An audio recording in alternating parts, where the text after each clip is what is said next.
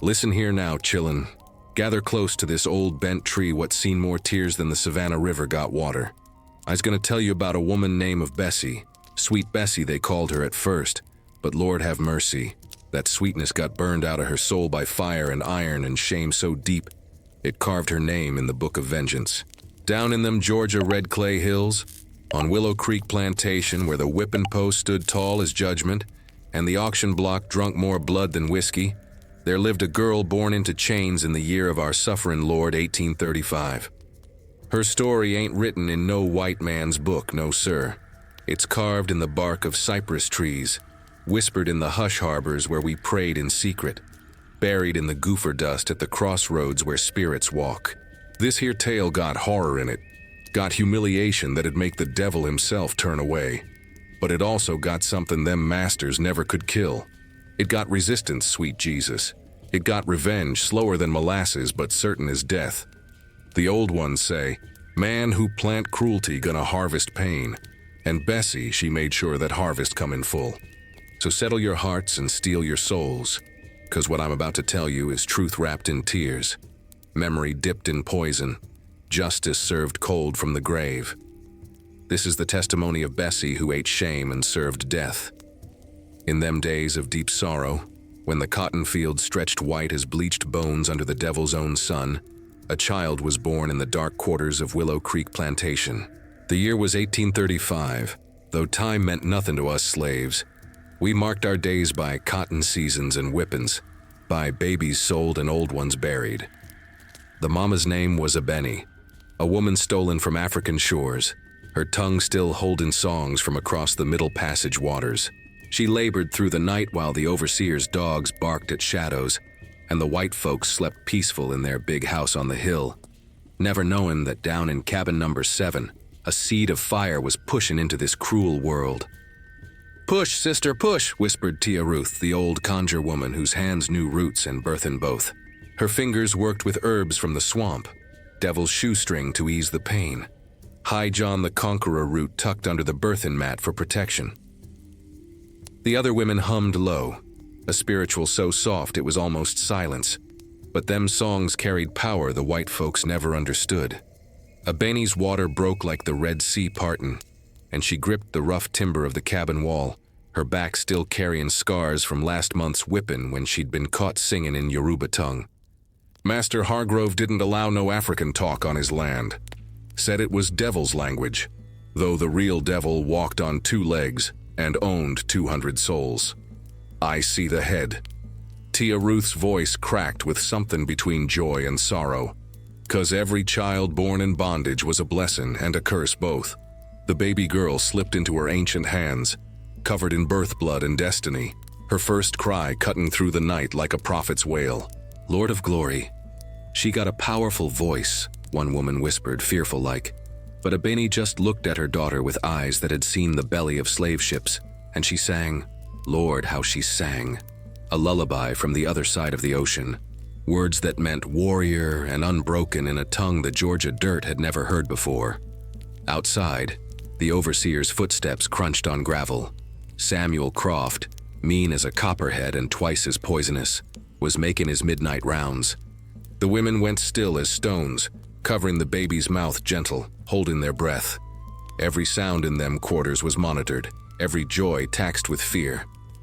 Y'all keep it down in there, Croft's voice boomed through the thin walls. Master don't pay me to let you darkies party all night. Yes, sir, called back old Moses from the next cabin, his voice humble as Sunday. Just tending to a sick one, sir. Won't be no more noise. The lie settled like dust. Lies was our currency, our armor, our only weapon in them days of iron and injustice. When Croft's boots faded into the dark, Abeni pulled her daughter close, and the baby latched onto her breast hungry-like, pulling life from a woman who had so little left to give. What you gonna name her? Asked Tia Ruth, washing her hands in a wooden bowl, the water turning pink with birth blood. Abeni looked long at her child, this girl child who would know whip before she knew words, who would learn picking cotton before she learned her letters, who would grow up under the shadow of the big house where cruelty lived in fine clothes. Bessie, she said finally, her voice carrying weight. "After my grandmother across the water. She was a woman of iron, that one. Lived to see 90 reigns, never bowed to no man." "Bessie," Tia Ruth repeated, tasting the name. Then she leaned close to the baby, her wrinkled face serious as judgment. "Listen here, little one. You been born into suffering, but you got old blood in you, strong-backed blood. Your people survived the Middle Passage, child. Ain't nothing this plantation can do worse than that." The baby's eyes, dark as midnight and already knowing somehow, fixed on the conjure woman's face. From the corner of the cabin, Abeni's own mama, a woman they called Grandmother Ife though she weren't past 50, spoke up from her pallet. She'd been sick with the consumption for months, her lungs rattled with every breath, but her spirit burned fierce still. "Bring me the child," she wheezed. Tia Ruth carried little Bessie over, and the dying woman placed one skeletal hand on the baby's forehead. Her touch was hot as fever, but her words came clear and cold as prophecy. "This child," she said, her voice gaining strength that shouldn't been there. "This child gonna carry fire that don't go out. I seen it in the smoke, seen it in my dreams 3 nights running. She gonna know deep pain. Lord have mercy, she gonna suffer something terrible, but she gonna bite back. Oh yes, she gonna make them that hurt her taste their own poison." The women went quiet as tombs. Prophecy warn't no light thing in the quarters. When the old ones spoke from the edge of death, we listened, 'cause they had one foot in this world and one in the next, and they saw things we couldn't. "Mama Eve," Abeni whispered, fear touching her voice. "What you sayin'?" The old woman's eyes rolled back, showing white, and when she spoke again, it weren't quite her voice no more. It was deeper, older, like something from across the ocean speaking through her worn-out body. "Blood will answer blood. Shame will birth vengeance. The patient one eats last but eats best. This child gonna outlive her enemies and dance on their graves." Then Grandmother Ife collapsed back onto her pallet, gasping, and Tia Ruth rushed to give her water with willow bark steeped in it. Abeni clutched Bessie tighter, her tears falling onto the baby's soft head. She didn't know if that prophecy was blessing or curse, salvation or damnation. All she knew was her daughter had been marked by the ancestors, and that mark would shape everything to come. Outside, the Georgia night pressed heavy with humidity and hidden things. Somewhere in the distance, a hound bayed at the moon. Closer, in the big house, Master Hargrove slept drunk on French wine, his belly full while his slaves' bellies groaned with hunger. And in cabin number 7, a baby girl named Bessie suckled at her mama's breast, not knowing yet that she'd been born to swallow shame and serve it back as death. Not knowing that every drop of milk she drank was mixed with her mama's tears and her grandmother's prophecy. Not knowing that the fire Grandmother Ife spoke of was already burning in her tiny chest, waiting for the day when it would consume everything Master Hargrove held dear. The old ones always said, "Child born with a call sees spirits. Child born with a prophecy becomes one." Bessie weren't born with no call, but she was born with something far more dangerous. She was born with a debt the universe owed her people, and one day, Lord help us all, she would collect. 8 years passed like blood through a wound, slow but steady, marking everything it touched. Little Bessie grew tall for her age, her legs strong from running between the quarters in the fields, her back already starting to curve from the weight of cotton sacks too heavy for child shoulders. By the time she's seen her 8th summer, she knew the taste of hoe cake and fatback, the sting of the overseer's switch, and the songs that made the work go faster. The year was 1843, and the world was changing in ways that didn't touch Willow Creek Plantation at all.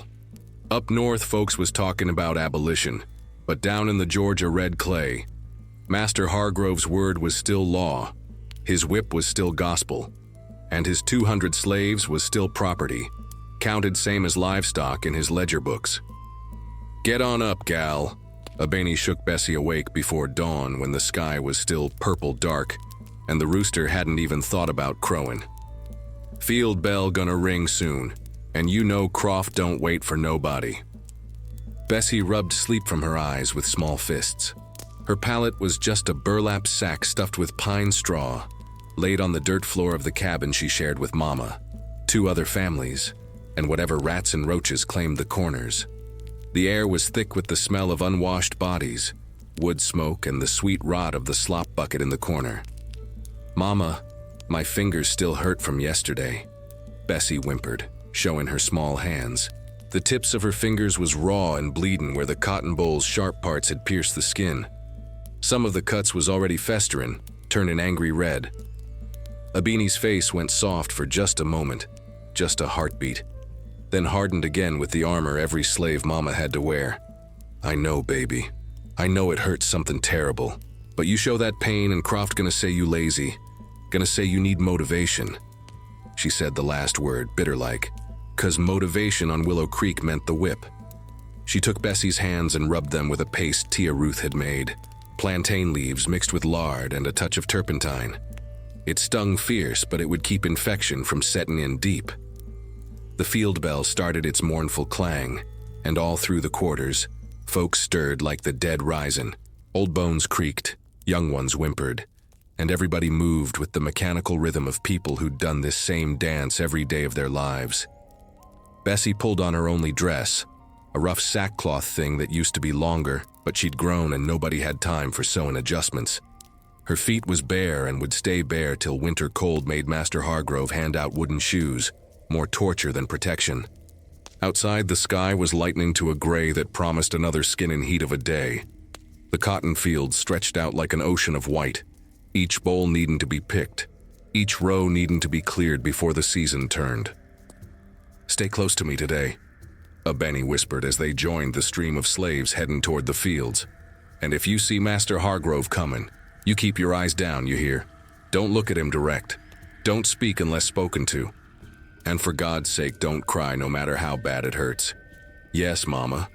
They joined up with other families. There was old Moses and his grandson Little Jim, who was Bessie's age and her best friend in all this world of sorrow. There was Big Sally, strong as any man, who could pick 200 pounds a day when most folks barely managed 150. There was Patience and her 3 daughters, all of them with eyes older than their years. "Mornin', Sister Abini," Big Sally called out, her voice already tired though the day just started. "This heat gonna kill somebody today, mark my words." "Lord willin' it ain't one of ours," Abini replied, the standard response to such observations. The slaves filed into the cotton fields like soldiers marching to war, which in truth is what it was, a war against land and plant and sun, a war they couldn't win but had to fight anyway. Overseer Croft sat high on his horse, a mean buckskin gelding that bit anyone who got close, and in his hand was that whip, a long bullwhip that could take the skin off a man's back from 15 feet away. "All right, you lazy darkies," Croft hollered, his face already red from the whiskey he'd drunk with breakfast. "Master wants 300 pounds per hand today, and by God you gonna give it to him or answer to me. Anybody come up short gets 10 lashes, no exceptions. 300 pounds. It was an impossible number for most, but Master Hargrove had debts from gambling, and a new wife who liked fancy dresses from Paris, so he was squeezing his slaves harder than ever. Bessie was assigned a small sack, child-sized, which still meant it would weigh near to 40 pounds when full. She took her place in a row between Mama and Little Jim, and when Croft shouted, "Get to it!" her small hands reached for the first bowl. The cotton was deceptive beautiful, white and soft-looking in the morning light, but them bowls had sharp parts that cut like tiny knives. Bessie pulled and tugged, dropping the cotton in her sack while trying not to get pricked, but it was like trying not to get wet in the rain. Impossible. "Don't go so fast," Mama murmured beside her, her own hands working with practiced speed. "Pace yourself, baby. We got from can see to can't see to get through." Can see to can't see. That's how they measured the day, from when you could see the sun rise to when you couldn't see it set no more. 14, 16, sometimes 18 hours bending in the Georgia heat, fingers bleeding, back screaming, but you didn't stop. You never stopped. Little Jim was struggling in the next row, his small body already sweat-soaked though the day was young. "Bessie," he whispered, "you think we ever gonna be free?" It was a dangerous question. Slaves got whipped for talk of freedom, got sold south for it, got worse. But Bessie, only 8 years old and already carrying her grandmother's prophecy in her bones, looked at her friend and said, "Someday, Jim, the old ones say God don't sleep forever." "Shut your mouths and pick."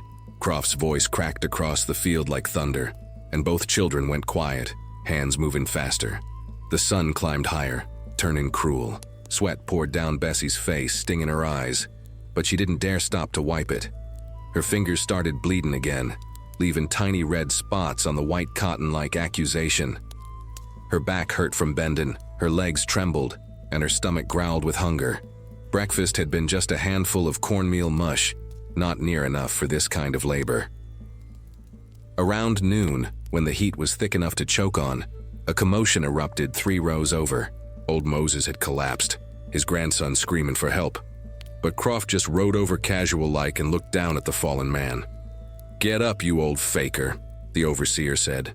"Ain't nobody got time for your nonsense today." "Sir, please," little Jim cried, tears streaming. "He can't breathe right, he needs water, needs shade." Moses was 60 if he was a day, his body used up from decades of forced labor. And now he lay in the dirt between the cotton rows, clutching his chest and gasping like a fish out of water. "I said get up." Croft raised his whip. That's when Big Sally did something brave and foolish both. She stepped out of her row and positioned herself between the overseer and Moses. "Sir, with respect, this man needs tending. He got the heart trouble, been having it for months. 5 minutes in the shade with water might save Master Hargrove from losing property."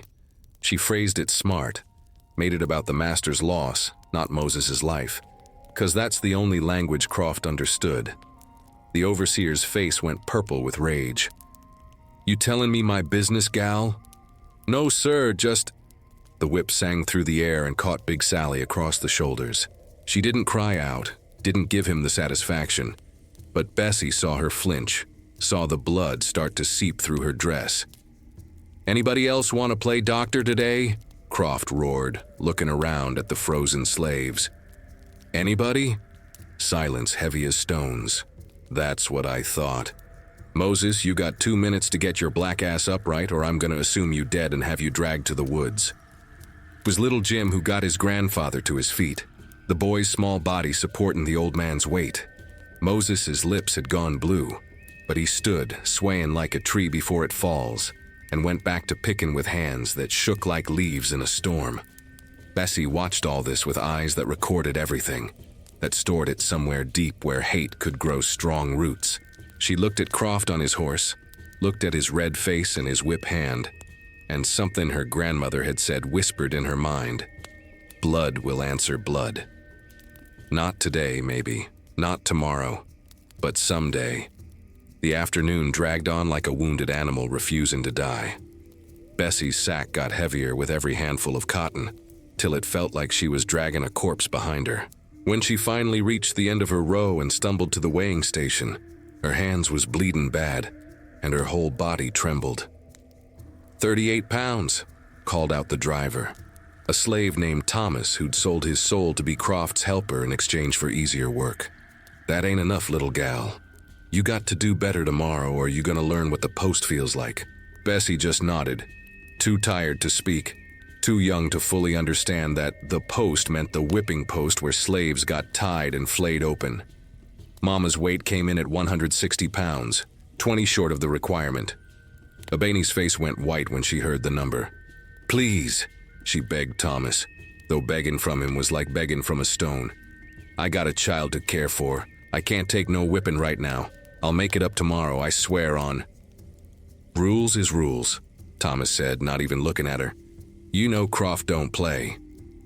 That's when Bessie saw him, Master Hargrove himself, riding through his fields on a beautiful chestnut mare, dressed in fine clothes despite the heat, a wide-brimmed hat shading his face. He was surveying his kingdom, this man who owned 200 souls and didn't know a single one of their names. Behind him rode his new bride, Miss Cordelia, a delicate flower of a woman who held a lace handkerchief to her nose against the smell of slave sweat.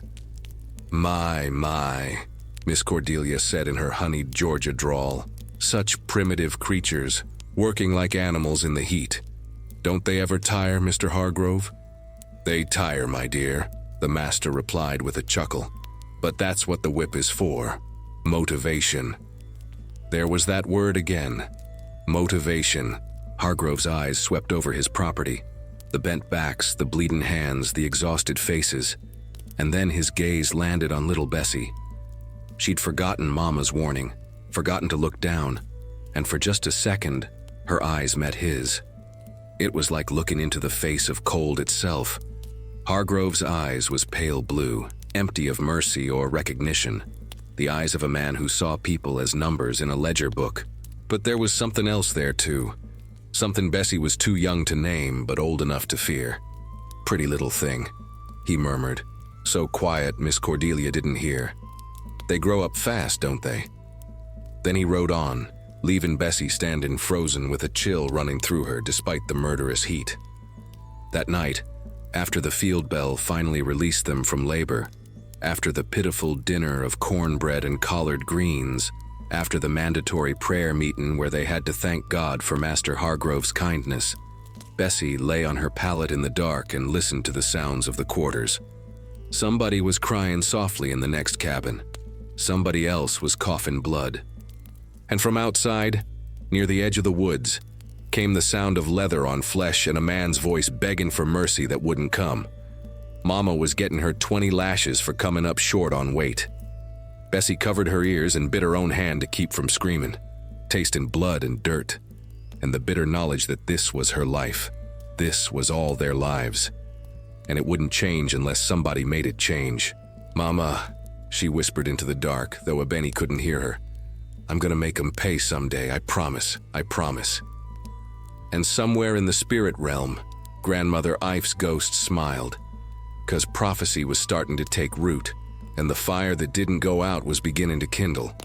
When Abini finally stumbled back into the cabin near midnight, her back a mess of blood and torn flesh, Bessie helped her lay face down on the pallet and applied the healing paste Tia Ruth had left. I'm sorry, Mama, Bessie whispered. I should have picked faster, shoulda. Hush now, Abeni breathed, every word costing her. Ain't your fault, baby. This is just the way things are. But little Bessie, with her grandmother's prophecy burning in her chest and the memory of Master Hargrove's eyes branded on her soul, thought to herself, not forever. Not forever it ain't. The last thing she saw before sleep claimed her was the whipping post outside, silhouetted against the moon like a cross, like a promise, like a threat. And in her dreams, she saw her father, a man she'd never known, sold south before she could walk, and he was swinging from a tree, and the tree was on fire, and the fire was spreading to the big house, and Master Hargrove was screaming, and the screams sounded like freedom. But when she woke, nothing had changed. The cotton still needed picking. The master still had his whip. And Bessie still had small hands too young for the weight they carried. But patience, the old one said. Patience is a root that grows deep and strong.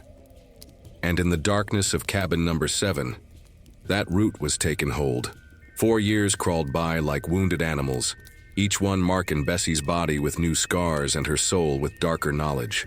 By the time she turned 12 in the summer of 1847, she'd seen 3 people sold away, witnessed 2 public whippings that ended in death, and learned that survival meant keeping your head down and your mouth shut, but your eyes and ears wide open. It was a sweltering August morning when everything changed. Bessie was in the fields with Mama, her hands now calloused and quick from 4 years of cotton picking, when Thomas the driver came riding up on a mule, his face unreadable. You girl, he called out to Bessie, pointing with his crop. Master wants you up at the big house. Says old Aunt Dinah's getting too feeble for housework, and Miss Cordelia needs a young gal with quick hands. Abani's face went pale as milk.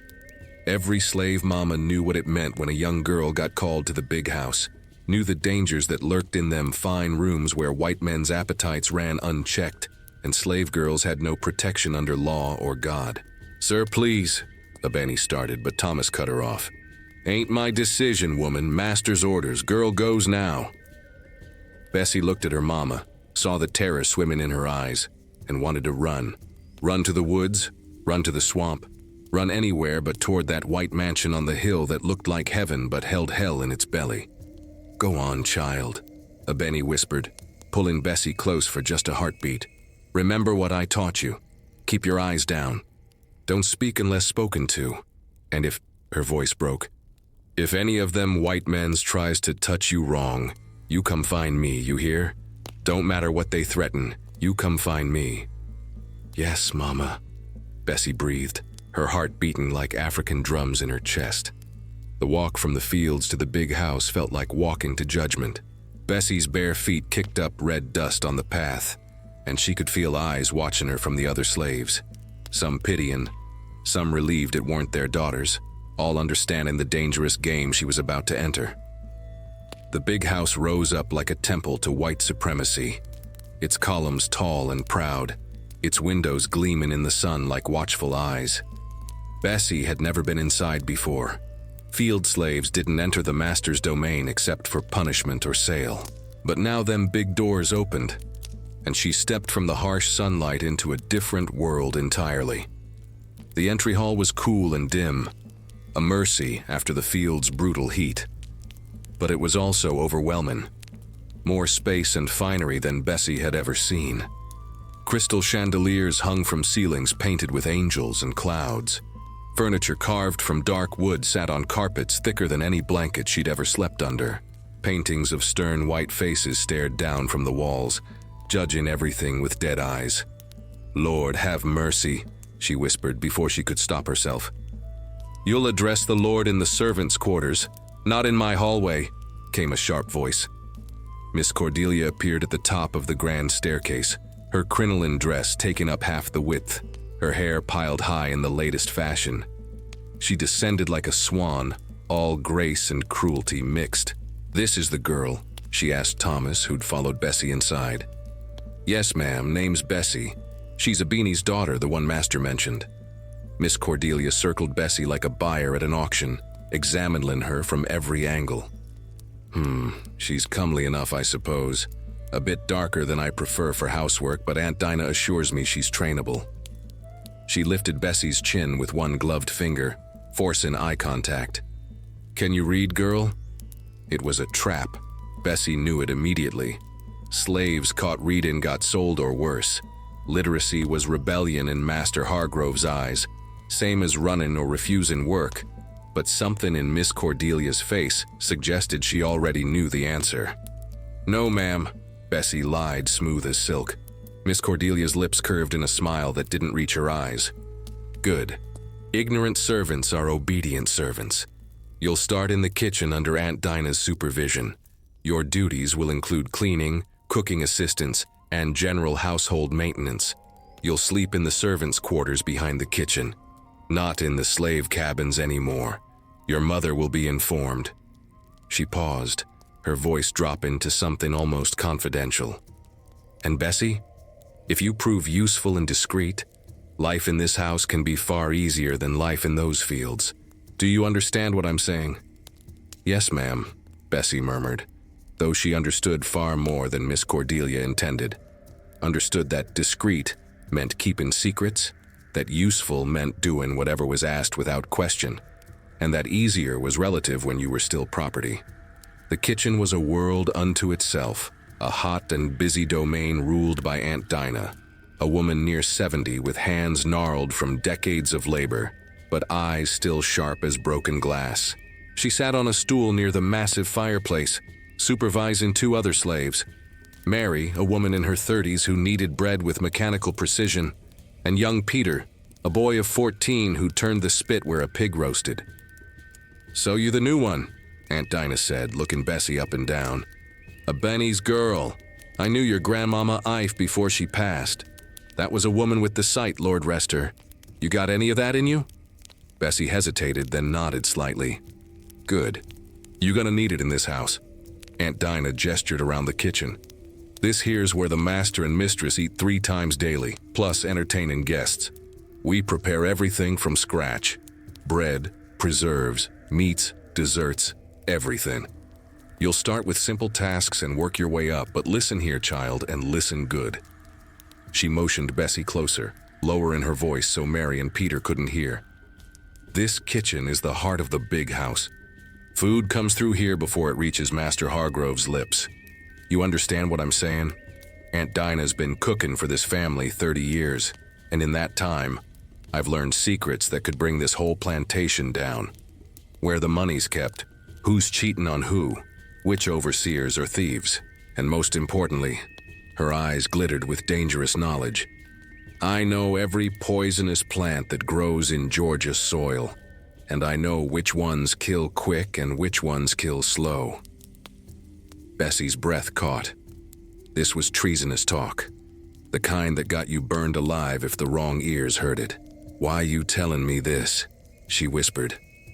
"Because you got that fire in you, girl. I seen it the moment you walked in. Same fire your grandmama had. And because one day when I'm gone to glory, somebody gonna need to carry this knowledge forward. The masters think we're stupid, think we're content, but we're not.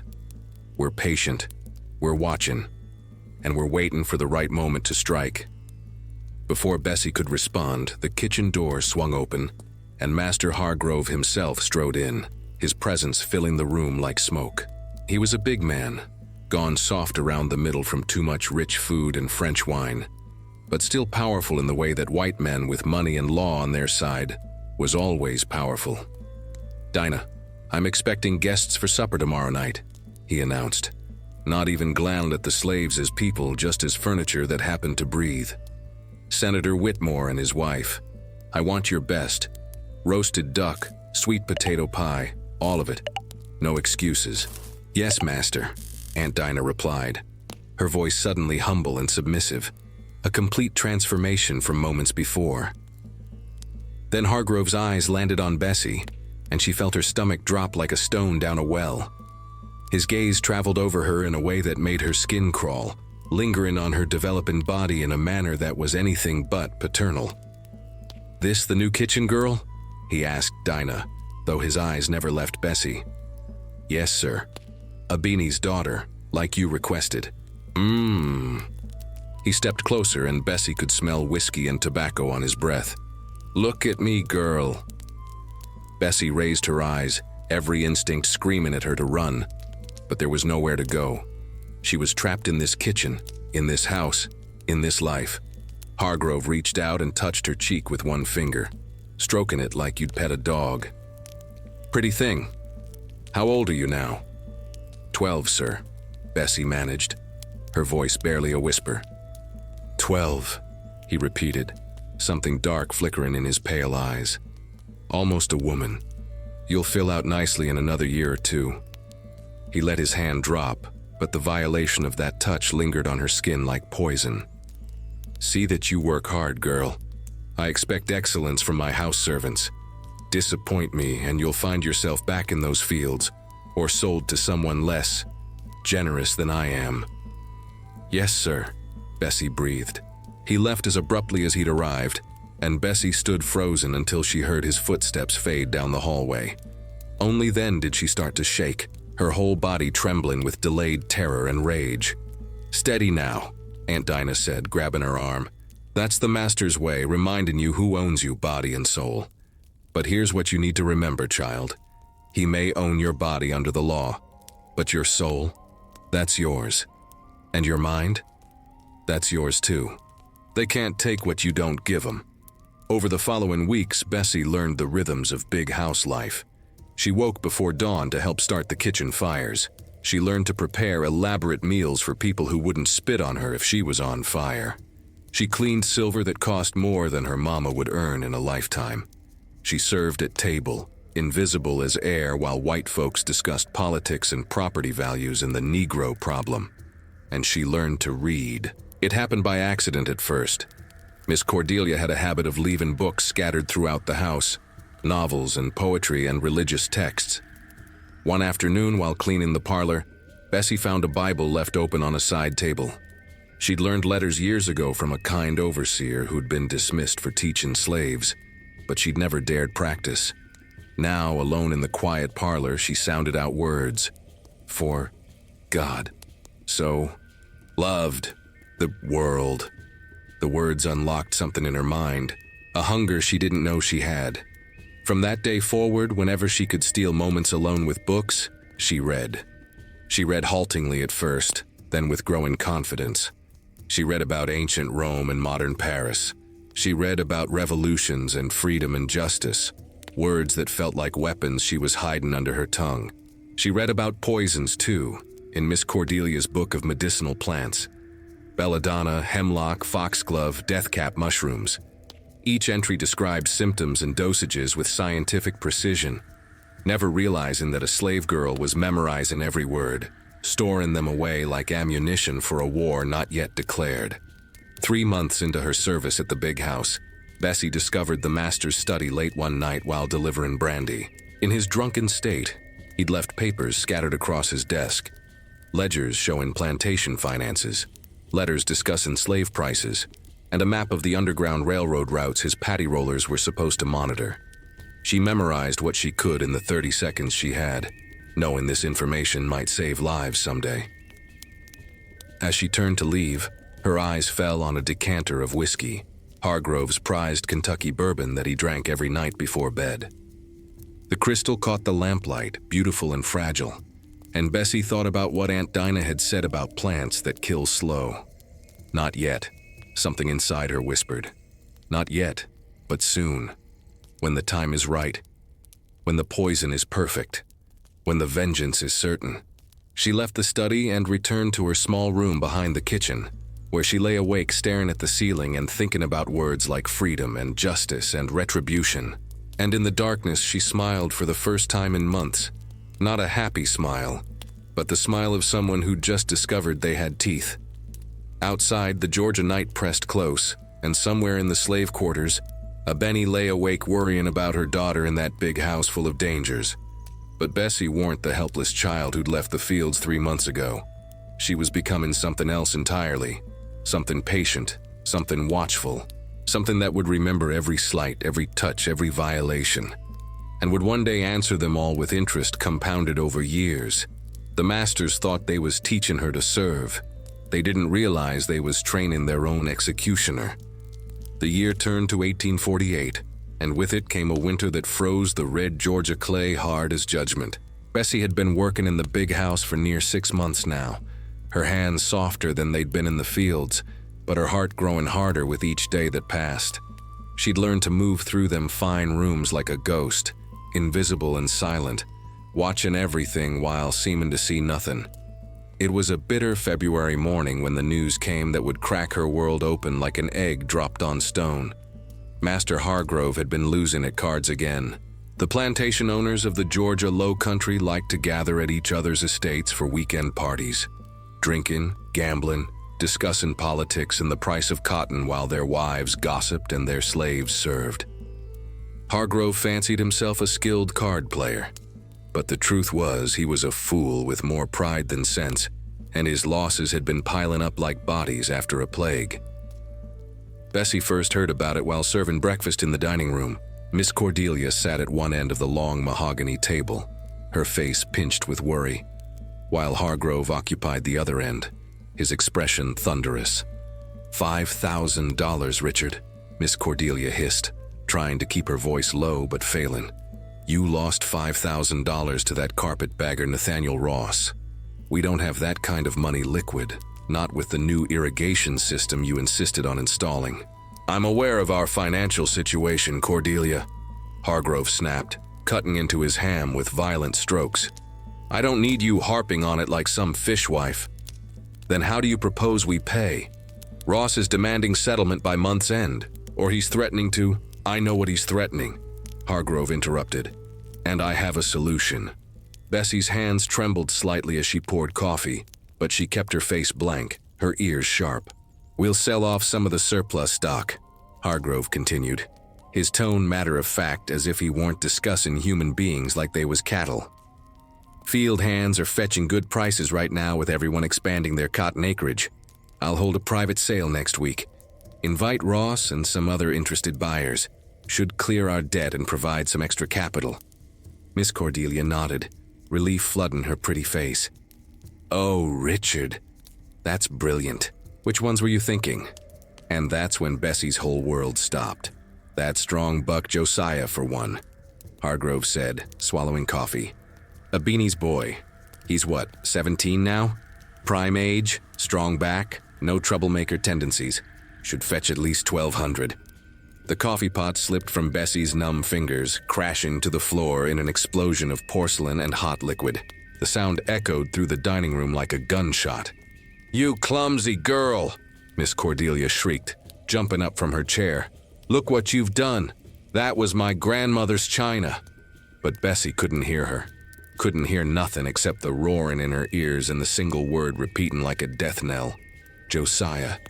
Josiah. Josiah. Her brother. Her only brother. The one who'd protected her when they was small.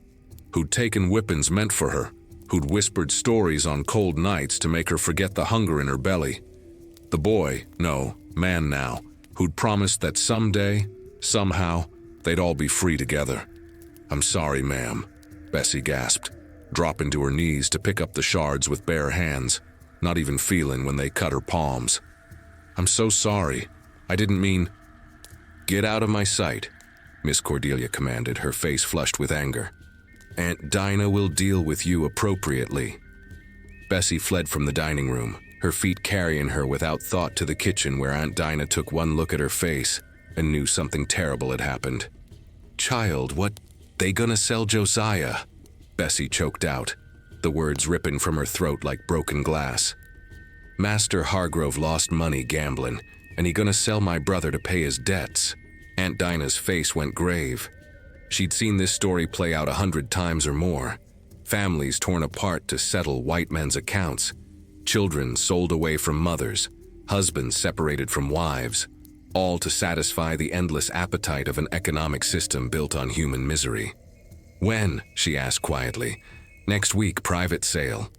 The old woman closed her eyes for a moment, and when she opened them again, they was wet with tears she'd never let fall. "Then you got a week to say goodbye, honey. That's more than most get." But Bessie weren't thinking about goodbyes. She was thinking about that map she'd seen in Hargrove's study, the one showing underground railroad routes. She was thinking about the stories she'd heard of slaves who ran north, following the drinking gourd to freedom. She was thinking that if she could just get word to Josiah, if she could just— "Don't," Aunt Dinah said sharply, reading her thoughts like a conjure woman reads bones. "Whatever you're thinking, don't. They got patty rollers everywhere, girl. Dogs trained to track runaway slaves. Your brother makes a run for it now, he'll be caught inside a day and sold twice as far south as punishment. Louisiana sugar plantations, maybe, where slaves last 3 years if they lucky. Is that what you want for him?" "No," Bessie whispered.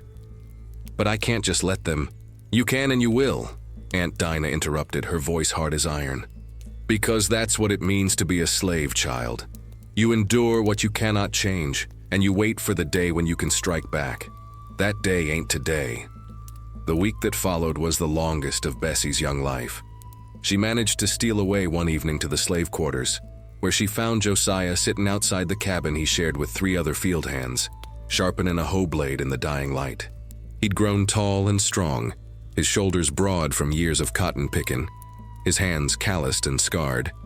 But his eyes, Lord, his eyes still held kindness, still held the gentle soul of the boy who'd once carved little animals from wood scraps to make his baby sister smile. "Bessie," he said, surprised to see her. House slaves rarely came to the quarters anymore. It was an unspoken rule that once you moved to the big house, you was separate somehow, elevated but also isolated. "What you doing here?" She sat down beside him on the cabin step, not knowing how to start. The words caught in her throat like fish bones. "I heard something," she finally managed. "In the big house. Master Hargrove, Josiah, he's gonna sell you." Her brother's hands went still on the whetstone. For a long moment he didn't speak, didn't move, just stared at the hoe blade like it held all the answers to questions he didn't want to ask. "When?" His voice was flat, empty. "Next week, private sale. He lost money at cards, needs to settle his debt." Josiah nodded slowly, like this weren't a surprise, like he'd been expecting this day since the moment he was born into bondage. "Who told you?" I heard him and Miss Cordelia talking at breakfast. You sure? Sure as death. They sat in silence for a while, watching the sun sink behind the tree line, painting the sky the color of blood and fire. Other slaves moved around them, heading to their cabins after another brutal day, their bodies bent with exhaustion, but their spirits not quite broken. Never quite broken, no matter how hard the masters tried. We could run, Bessie whispered suddenly, desperately. I seen maps in the master's study, Josiah. I know where the safe houses are, I know. Hush that talk, Josiah interrupted, looking around to make sure no one heard. You know what happens to runaways, Bessie. And even if I made it north, what about Mama? What about you? They'd punish y'all for my escape, work you twice as hard, maybe sell you off too. I can't do that to you. But they gonna sell you anyway. Maybe. He put down the whetstone and took his sister's hands in his own, his grip gentle despite the strength in those field-worn fingers. But if I go peaceful-like, if I don't cause no trouble, maybe they'll sell me to someone nearby. Maybe I can still get word to you and Mama. Maybe someday when freedom comes, and it will come, Bessie, I believe that in my bones. Maybe we'll find each other again. Tears streamed down Bessie's face, hot and bitter as acid. That ain't good enough, Josiah. That ain't fair. No, he agreed softly. It ain't fair. None of this is fair. But it's the world we was born into, little sister. All we can do is survive it best we can, and hope that our children or our children's children see better days. He pulled her into a hug then, and Bessie buried her face in his shoulder and sobbed. Not loud, 'cause loud crying brought attention, but deep and bone-shaking, the kind of grief that comes from knowing you're losing something you'll never get back. Listen to me, Josiah murmured into her hair. You stay strong, you hear? You got that fire Grandmama Ive talked about. Don't let 'em kill it, don't let 'em break you. Whatever happens, you survive. You survive and you make something of yourself when freedom comes. Promise me, Bessie. I promise, she choked out, even though the promise felt like swallowing stones. The day of the sale arrived cold and cruel, the sky gray as ash, the wind cutting through the thin fabric of slave clothes like knives. Master Hargrove had set up the auction in the front yard of the big house, where potential buyers could examine the merchandise in good light. Bessie watched from an upstairs window, her duties forgotten, her heart hammering against her ribs like it was trying to escape her chest. Below, 5 slaves stood on the block, 3 men including Josiah, and 2 women, one with a baby clutched to her breast. The buyers circled like vultures, poking and prodding, checking teeth and muscle tone, asking questions about work capacity and temperament. It was the same as buying horses or hogs, no different, no dignity, no recognition of the humanity standing shivering on that platform. Nathaniel Ross, the man Hargrove owed money to, was there, his eyes calculating and cold. Beside him stood his overseer, a brutal-looking man with a face like weathered leather and scars on his knuckles from beaten slaves. This one here, Hargrove said, clapping Josiah on the shoulder like they was friends. Strong as an ox, obedient, good worker. Field-trained but could be house-trained with proper motivation. 17 years old, plenty of good years left in him.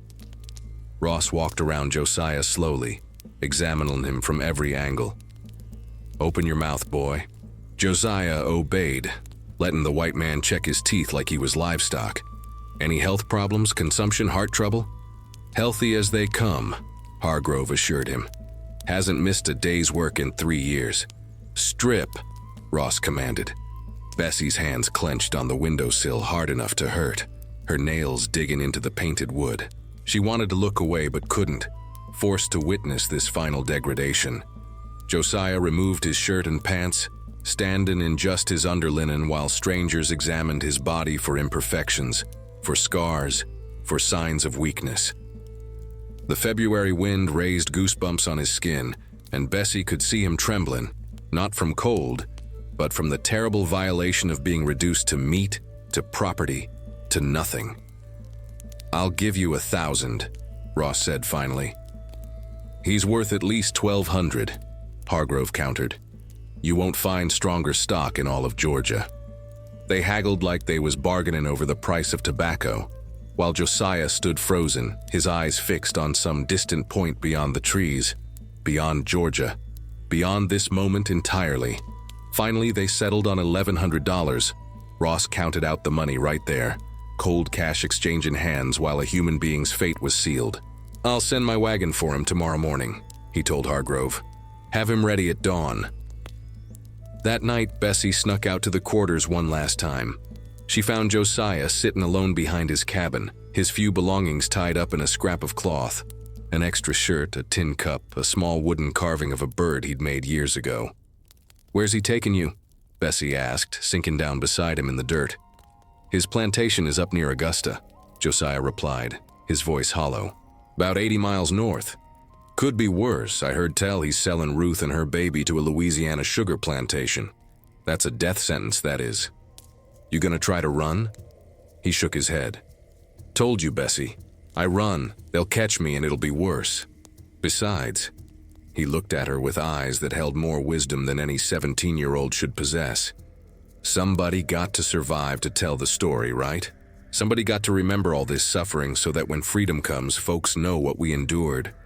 Bessie wanted to scream that it weren't fair, that he shouldn't have to be noble, that he should fight and kick and rage against this injustice. But she knew he was right. Sometimes survival was resistance. Sometimes living through horror so you could bear witness later was the bravest thing you could do. "I'm gonna find you," she promised, gripping his hands. "When I'm free, however that happens, I'm gonna find you, Josiah, I swear it. I know you will, little sister. You got that fire, remember? Don't let nobody put it out." They sat together through the night, not speaking much, just being near each other one last time. When the first light of dawn started creep in through the trees, Josiah stood up and brushed the dirt from his pants. "Tell Mama I love her," he said. "Tell her I'll be all right even if it ain't true." "I will." Ross's wagon arrived just as the sun broke over the horizon, its bed already half full with other purchased slaves from neighboring plantations. Josiah climbed aboard without looking back, his shoulders straight, his head high, refusing to give them the satisfaction of seeing him broken. But Bessie ran after that wagon, her bare feet pounding the frozen ground, her breath coming in ragged gasps. "Josiah!" she screamed, not caring who heard, not caring what punishment might come. "Josiah!" He turned then, his face a mask of pain, and raised one hand in farewell. The overseer cracked his whip at Bessie, the tip catching her shoulder and opening a gash that bled red against her dress. "Get back, girl, you got no business here." She stumbled, fell to her knees in the road, watching through tears as the wagon rolled away, carrying her brother toward an uncertain future, toward more years of bondage, toward a fate she couldn't protect him from. When the wagon finally disappeared around the bend, swallowed by the morning mist, Bessie stayed kneeling in the dirt, her hands pressing against the cold ground like she was praying. But she weren't praying for mercy. She was praying for vengeance. She was praying for the strength to survive long enough to make every single person who'd contributed to this moment pay in blood and tears and slow, agonizing regret. Master Hargrove stood on the porch of the big house, counting his money, satisfied with his morning's work.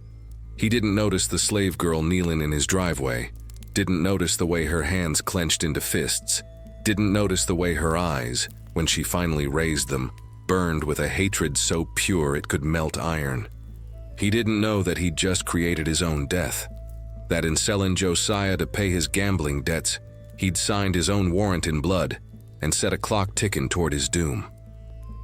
Bessie rose slowly from the dirt, her shoulder bleeding, her heart turned to stone, and walked back toward the big house where she would spend the next years learning every secret, memorizing every poison, waiting for the perfect moment to strike. The old ones say, "The mill of God grinds slowly, but it grinds exceeding fine." Bessie's mill had started turning, and it would not stop until everything was ground to dust. 5 years crawled by like wounded things dragging themselves through broken glass. Bessie grew from girl to young woman, her body filling out in ways that made the white men's eyes linger too long, her mind sharp as any blade from all them books she'd stolen moments with. By the summer of 1852, when she just turned 17, She'd learned to navigate the big house like a spider in its web, silent, watchful, surviving by knowing when to be invisible and when to be present. But knowledge don't protect you from cruelty, and being useful don't shield you from a master's rage. It was a suffering hot August afternoon, the kind where the air sits heavy as wet wool and breathing feels like drowning. Miss Cordelia had invited the Whitmore family for dinner. Senator Whitmore and his wife, their 2 grown sons, all of them dressed in their finest despite the murderous heat. The dining room table was set with the good china, crystal glasses catching the light from the chandelier, and Bessie was serving alongside Mary and young Peter, who'd grown into a capable house servant over the years. Master Hargrove sat at the head of the table, already 3 glasses deep into his bourbon, though dinner hadn't even started yet. His face was flushed red, his collar loosened, sweat standing on his forehead like accusation. He'd been losing at cards again. Bessie had heard Miss Cordelia's sharp voice through the walls that morning, talking about debts and reputation and social standing. Aunt Dinah had outdone herself with the meal. Roasted duck with orange glaze, butter beans cooked with ham hocks, sweet potato pie that smelled like heaven though Bessie would never taste it, and a rich soup made from turtle meat that Hargrove bragged about like he'd caught the creature himself, instead of ordering slaves to do it. Bessie's hands was steady as she ladled the soup into fine porcelain bowls, moving around the table with the practiced grace of 5 years' service. She'd learned to make herself small, to anticipate needs before they was spoken, to be a shadow with hands that served and feet that didn't make no sound. But even shadows can stumble. As she reached across to fill Senator Whitmore's bowl, her sleeve caught on the edge of Miss Cordelia's crystal glass. It happened so fast. One moment everything was perfect. The next there was soup spilling across the white linen tablecloth, brown liquid spreading like sin, a single drop landing on the embroidered edge right in front of Master Hargrove's plate. The room went dead silent. Bessie froze, the ladle still in her hand, her heart stopping in her chest. She'd seen slaves beaten for less, seen them sold for accidents half as small. The air itself seemed to hold its breath, waiting for the explosion that was coming sure as thunder follows lightning. "You clumsy black bitch," Hargrove said, his voice low and dangerous, more terrifying than any shout could be. He stood up slowly, his chair scraping against the floor like nails on a coffin lid. "That tablecloth belonged to my grandmother. It's worth more than you'll ever be." "Master, I'm sorry, I didn't mean—" Bessie started, but the words died in her throat when she saw his face. His pale eyes was lit with something beyond anger, beyond rage. It was the look of a man who'd been humiliated in front of important guests and needed to reassert his power, needed to remind everyone, white and black alike, that he was master here, that his word was law, that any slight against his property was a slight against him that demanded immediate and brutal correction.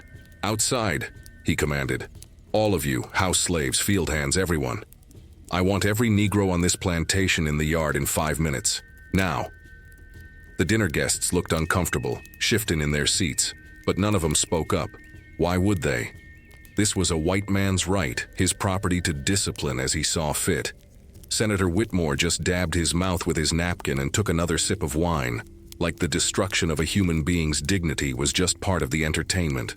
Bessie's legs carried her outside, though her mind was screaming at her to run. But there was nowhere to run to, no escape from what was coming. The yard filled with slaves summoned by the bell, confused field hands still covered in cotton dust, house servants with flour on their aprons, children clutching their mama's skirts, old ones moving slow on aching joints. Mama was there. Bessie saw her in the crowd, saw the terror in Abeni's eyes as she recognized her daughter, at the center of whatever horror was about to unfold. Master Hargrove strode out onto the porch, and beside him came Duke, his prized bloodhound, a massive beast with jowls that dripped slobber and eyes mean as its master's.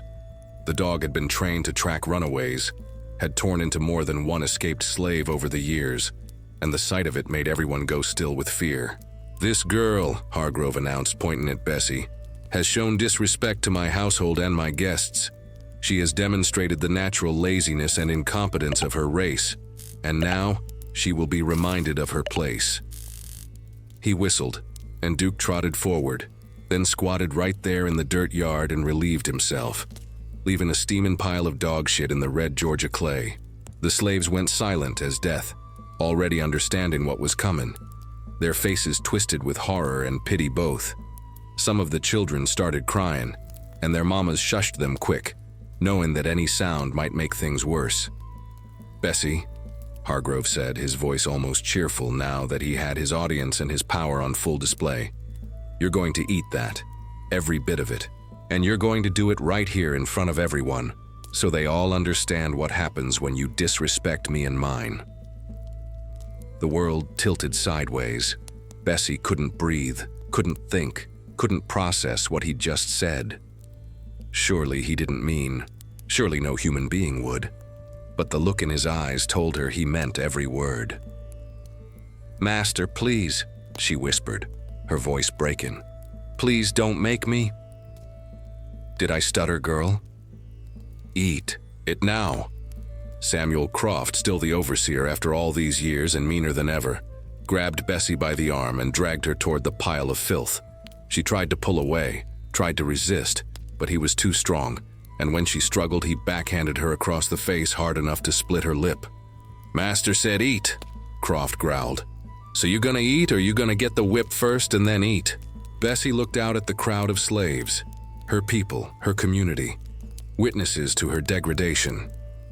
She saw Mama with tears streaming down her face, saw old Moses with his head bowed in helpless rage, saw children who'd remember this moment for the rest of their lives, saw the other house servants who tomorrow would have to look her in the eye and pretend this never happened. And she saw something else too. She saw how this system worked, how it took human beings and broke them down piece by piece, not just with whips and chains, but with humiliation, with violations so complete that they destroyed your sense of self, made you less than human in your own eyes and in the eyes of everyone watching. This was the middle passage on dry land. This was the auction block's ultimate lesson. This was slavery stripped down to its purest form, the complete ownership of one person by another, the right to degrade and destroy without consequence. Croft shoved her down to her knees in front of that pile of dog shit, and the smell hit her like a physical blow. Acrid and foul, mixing with the copper taste of blood in her mouth from her split lip.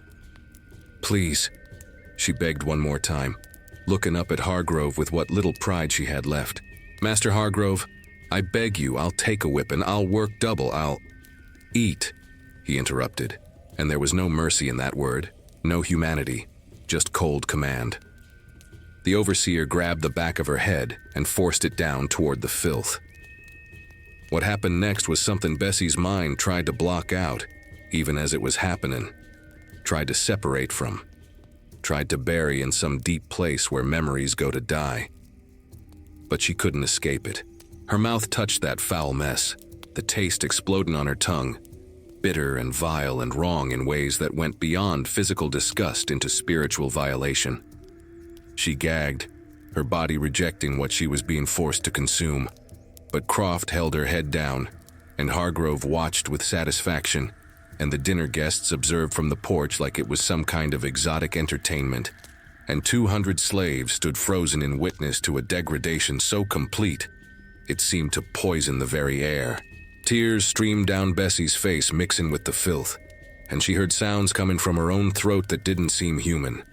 Animal sounds of shame and suffering that would echo in her nightmares for years to come. "That's enough," Hargrove finally said, his voice almost bored now that his point was made. "Let her up." Croft released her, and Bessie collapsed in the dirt, retching and sobbing, her whole body shaken with shock and violation. The slaves stood silent, their eyes averted now, unable to watch anymore. Each one of them carrying a piece of her shame because they knew, Lord, they knew, it could just as easily have been them. "Let this be a lesson," Hargrove announced to the assembled crowd. "I am a kind master. I feed you, clothe you, provide you with shelter and purpose, but I will not tolerate disrespect, carelessness, or ingratitude. Now get back to work, all of you." The crowd dispersed slowly, reluctantly. Nobody wanting to leave Bessie alone in the dirt, but nobody brave enough to help her either. Mama tried to move toward her daughter, but Big Sally grabbed her arm and shook her head. Approaching Bessie now would only bring Hargrove's wrath down on both of them. Only when the yard was empty, except for Duke licking his master's hand, did Bessie finally push herself up onto her hands and knees. She crawled toward the water trough by the stable, her body moving on instinct, and plunged her whole head under the surface, scrubbing at her mouth with desperate hands, trying to wash away the taste, the smell, the memory. But some stains don't wash off. Some violations live in your bones. When she finally lifted her dripping head from the trough, her mind was different than it had been an hour before. Something had broken inside her, but it weren't her spirit. No. What broke was the last shred of hope that this system could be endured, that survival was enough, that patience and obedience would eventually earn mercy. She'd been violated in ways that went beyond the physical, and in that violation she found a cold clarity that would sustain her through everything to come. As she knelt by that water trough, still tasting shame on her tongue, still feeling the weight of 200 pairs of eyes that had witnessed her destruction, Bessie made a promise to herself, one she would keep no matter how long it took, no matter what price she had to pay. Master Hargrove would die by her hand. Not quick, not clean, but slow and agonizing, wasting away over months while wondering what was killing him, suffering like he'd made her suffer, stripped of dignity like he'd stripped hers, humiliated like he'd humiliated her. And when he finally drew his last breath, she would lean close and whisper in his ear, "Remember the dog, Master. This is for all of us." The old ones say, patience is bitter, but its fruit is sweet. Bessie had tasted bitter now, tasted it so deep it changed her very soul. And she would wait, patient as the grave, for the day when she could make Master Hargrove taste it too. The sun set that night on Willow Creek Plantation, same as always, indifferent to human suffering. But something had shifted in the spiritual realm. The ancestors had witnessed this violation, and they whispered in the wind that vengeance was coming, slow and certain as death itself. In her small room behind the kitchen, Bessie lay curled on her pallet, her body clean but her soul still feeling filthy, and she began to plan. She had all the time in the world, and Master Hargrove had none. The days following that afternoon in the yard moved like sickness through Bessie's body, slow and poisonous, leaving her hollowed out and feverish. She went through the motions of her duties in the big house like a ghost walking, her hands performing tasks while her mind floated somewhere far away, somewhere dark and cold, where shame couldn't quite reach her. But the body keeps score even when the mind tries to hide. 3 days after the violation, Bessie collapsed while carrying firewood to the kitchen. Just fell straight down like her strings had been cut, the logs scattering across the ground and her body seizing up with tremors she couldn't control.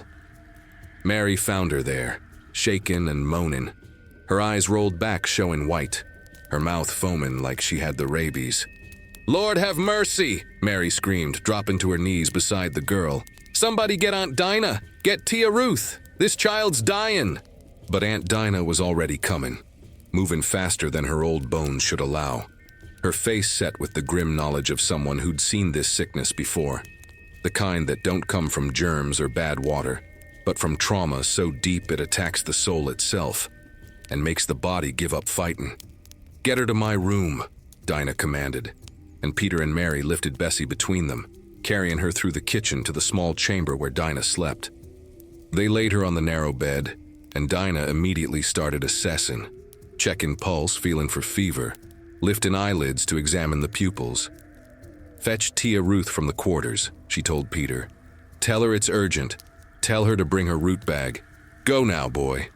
Peter ran like the devil himself was chasing him while Dinah stayed with Bessie, bathing her face with cool water and whispering prayers in a language older than English, older than slavery, older than America itself. Bessie's body burned though her skin was cold as death. She shook like she was possessed, her breath coming in shallow gasps, and when she opened her eyes they didn't see the room around her. They was seeing something else entirely, something from that terrible afternoon, replaying it over and over like punishment from God. When Tia Ruth finally arrived, breathless from running despite her advanced years, she took one look at Bessie and knew exactly what was wrong. "Fever of the soul," she pronounced, setting down her bag of roots and herbs. "I seen it before in folks who suffered past what the spirit can bear. The body's trying to die because the soul can't stand to live no more." "Can you help her?" Dinah asked, her voice tight with worry. "Maybe, if she wants to be helped. But Ruth, that girl's been violated in ways that go deeper than flesh. She gonna need more than herbs to heal from this." Together, the two old women worked through the night, mixing remedies that had been passed down from African healers who'd survived the Middle Passage. They brewed tea from willow bark and passion flower to calm the seizures. They made poultices from plantain leaves and comfrey root to draw out the spiritual poison. They burned sage and sweetgrass to cleanse the room of dark spirits. And they sang. Lord, how they sang. Old spirituals in Yoruba and Gullah, words that called on the ancestors and the Orishas, begging for intervention, for mercy, for the strength to endure what should never have to be endured. Mama came sometime near midnight, slipping away from the quarters though it weren't allowed, driven by that force that makes mothers brave. She knelt beside Bessie's bed and took her daughter's burning hand in her own, tears streaming down her weathered face. "Don't you leave me, baby," Benny whispered fiercely. "Don't you let him win like this. You got that fire grandmother Ife talked about. I seen it burning in you since you was born. Don't let him snuff it out." But Bessie's eyes was closed, her body lost in fever dreams where Master Hargrove's face loomed large, and Duke's jaws dripped with blood, and the taste of shame filled her mouth no matter how many times she tried to spit it out. "She can't hear you," Tia Ruth said gently, wringing out a cloth in cool water. "She's somewhere else right now, somewhere dark. We got to bring her back." The old conjure woman reached into her bag and pulled out a small leather pouch, a mojo bag she'd carried for 40 years, filled with High John the Conqueror root, devil's shoestring, and graveyard dirt from the burial place of a powerful ancestor. She placed it on Bessie's chest, right over her heart, and began to chant. "You listen to me, daughter of Africa," Tia Ruth said, her voice dropping into that deep register that meant she weren't speaking for herself no more but channeling something older and stronger. "You been hurt, yes. You been violated and degraded, yes. But you ain't broken. Your grandmama if seen your future and it don't end here in this bed, burning up with shame. You got work to do, child. You got vengeance to serve. You got a debt to collect on behalf of all our people who suffered and died without justice. So you fight, you hear me? You fight this fever like you gonna fight everything else that tries to kill you in this life." Whether it was the herbs or the prayers or Tia Ruth's command spoken with ancestral authority, something shifted in Bessie's fevered body. Her breathing steadied, the tremors slowed, and when she finally opened her eyes, they was clear, painfully clear, seeing everything with sharp focus. "Mama," she whispered, her voice raw as scraped flesh. "I'm here, baby. I'm right here." Abini clutched her daughter's hand like it was the only thing keeping her tethered to earth. "I tasted it," Bessie said, and her voice was different now, harder, colder, aged beyond her 17 years. "I tasted what they think we are, what they want us to believe we are. I know, child, I know. But I ain't that." Bessie's eyes found Tia Ruth's face in the lamplight. "I ain't what he tried to make me that day. I'm what Grandmama Ife said I was, fire that don't go out. And I'm gonna burn him, Tia Ruth. I'm gonna burn him slow." The old conjure woman smiled then, a fierce expression that showed teeth. "That's my girl. That's the spirit I was calling back. Now you rest, let these herbs work, and when you strong again, we gonna talk about the plants I know. The ones that kill so slow nobody suspects nothing but natural sickness." Over the following weeks, as Bessie recovered from what the white folks called swamp fever, and the slaves knew was something else entirely, Tia Ruth became her teacher in the deadly arts. They met in secret, usually at night when Bessie could slip away from the big house, down by the edge of the swamp where cypress trees grew tall and Spanish moss hung like the ghosts of hanged men. There, in that liminal space between plantation and wilderness, between slavery and freedom. The old woman taught the young one the knowledge that had been preserved through centuries of oppression. "This here's foxglove," Tia Ruth said one night, holding up a plant with purple flowers that looked almost beautiful in the moonlight. "White doctors use it for heart troubles in tiny doses, but too much? It makes the heartbeat irregular, causes visions, leads to death that looks natural as rain. And the beauty of it is, the more you give over time, the more it builds up in the body. Man could be consuming it for months before he finally drops dead, and by then, ain't no way to trace it back." Bessie memorized everything: the shape of leaves, the color of berries, the smell of roots. She learned about belladonna, which grew wild in shady places and caused madness before death. She learned about water hemlock, which mimicked parsley but killed within hours. She learned about oleander, beautiful and deadly, every part of it poisonous enough to stop a heart. But most importantly, she learned about slow poisons, the ones that wouldn't raise suspicion, that would make a man waste away over months while doctors scratched their heads and prescribed useless remedies. "White snake root," Tia Ruth taught her, pointing to an innocent-looking plant with white flowers, "causes something called milk sickness, makes a man weak, gives him tremors, attacks the liver. He'll linger for months, getting weaker and weaker, till finally he just slips away. And ain't nobody gonna suspect poison 'cause it looks just like consumption or liver failure." "How do you know all this?" Bessie asked one night, her hands gentle on the plants Tia Ruth was teaching her to identify in darkness. The old woman was quiet for a long moment, her eyes distant with memory. "Had me a daughter once," she finally said. "Beautiful girl, looked like her daddy who was sold away before she was born. Master's son took a liking to her when she turned 13. Did to her what these white men always do to our daughters. Treated her like his property to use as he pleased. She got with child from it, and when the master found out, he sold her south to a Louisiana sugar plantation. Said he wouldn't have that shame in his house. She died there within a year, worked to death in them cane fields." Tia Ruth's hands trembled as she plucked leaves from a deadly plant.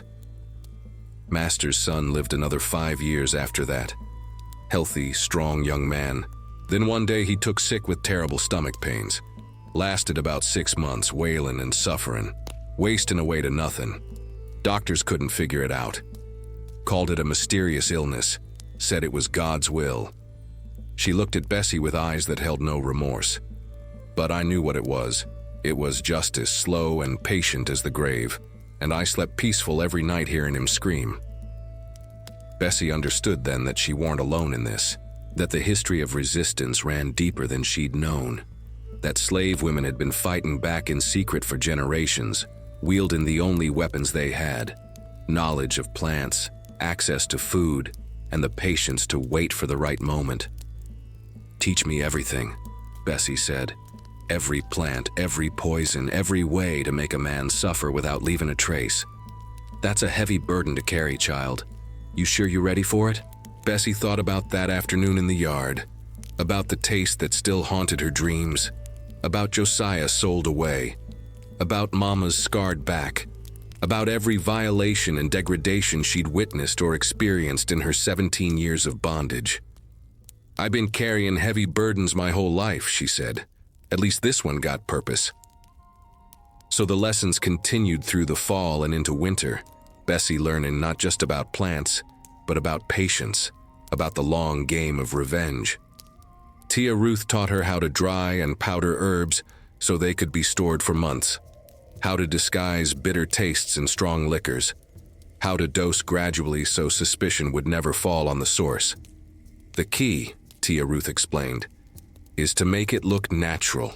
A man Master Hargrove's age with his drinking and rich food. Ain't nobody gonna question if he develops liver problems or heart troubles. That's just what happens to white men who live too well on other people's labor." But Tia Ruth also taught her something more important than poison. She taught her how to protect her own soul while planning murder.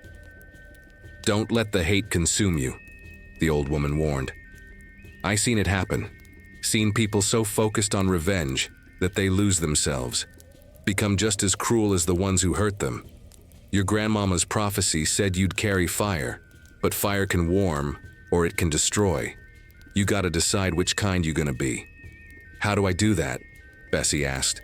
How do I plan to kill a man and still keep my humanity? By remembering why you doing it. This ain't just about personal revenge, child. This is about justice for every slave who can't fight back, for every mama who watched her children sold, for every man who died under the whip, for every woman violated in her own bed. You're the instrument, but the cause is righteous. Hold on to that. By the time winter settled cold over Georgia, Bessie had recovered from her fever completely. Her body was healthy again, stronger even than before. Like the sickness had burned away everything weak and left only iron will behind. But the scars that didn't show, those run deeper than any whip mark could reach. She didn't sleep peaceful no more. Didn't smile genuine. Didn't trust that any day might pass without new horrors. What she had instead was purpose. She had knowledge stored in her mind like ammunition waiting to be fired. She had access to Hargrove's food and drink through her position in the big house. She had patience learned from years of forced endurance. And she had the blessing of the ancestors, whispered through Tia Ruth's teachings and grandmother Ife's prophecy. One cold December night, as Bessie knelt by the stream collecting water for the kitchen, she saw her own reflection in the moonlit surface and barely recognized the face staring back. Gone was the frightened child who'd picked cotton till her fingers bled. Gone was the young girl who'd believed obedience might earn mercy. Gone even was the 17-year-old who'd been violated in that yard. What remained was something harder, colder, and infinitely more dangerous. A woman who'd survived what should have destroyed her and emerged on the other side with purpose sharp as a blade.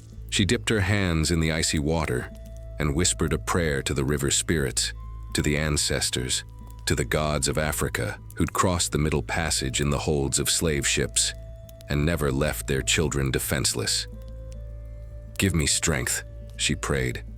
Give me patience. Give me the wisdom to strike at the right moment. And when it's done, when justice is served, let me still be human enough to remember why it mattered. The water rippled with her words, carrying them downstream toward the ocean, toward Africa, toward the realm where spirits dwell and prayers are answered in ways the living can't always understand. And somewhere in that spiritual realm, Grandmother Ife smiled, 'cause the prophecy was unfolding exactly as she'd foreseen. Not easy, not clean, but inevitable as sunrise. The fire that didn't go out was burning steady now. And soon, oh soon, Master Hargrove would feel its heat.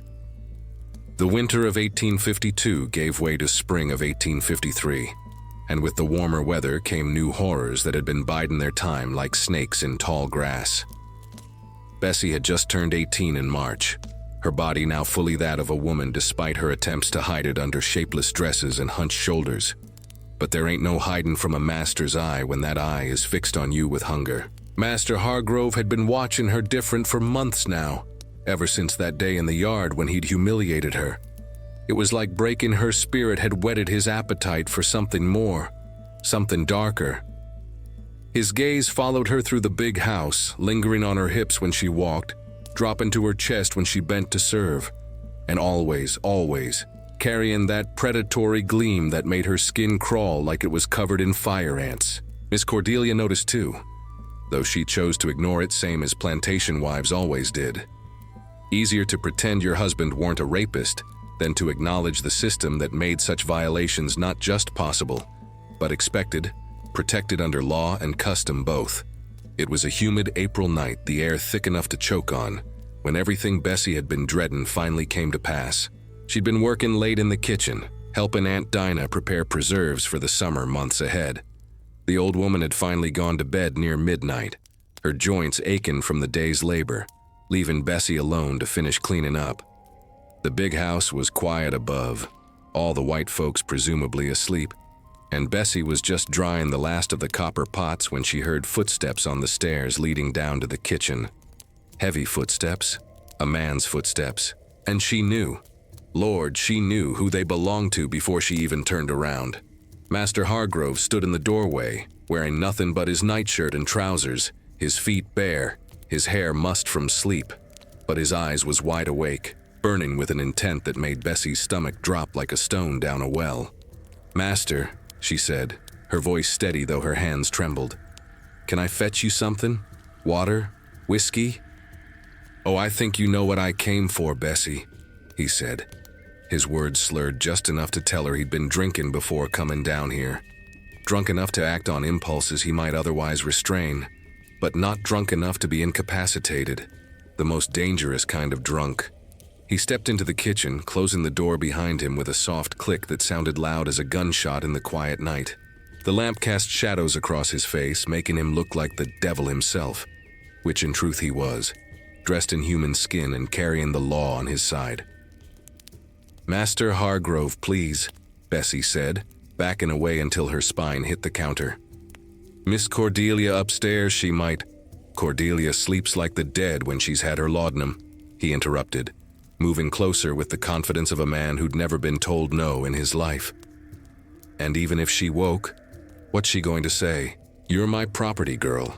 I can do with you as I please." The words hit like physical blows because they was true.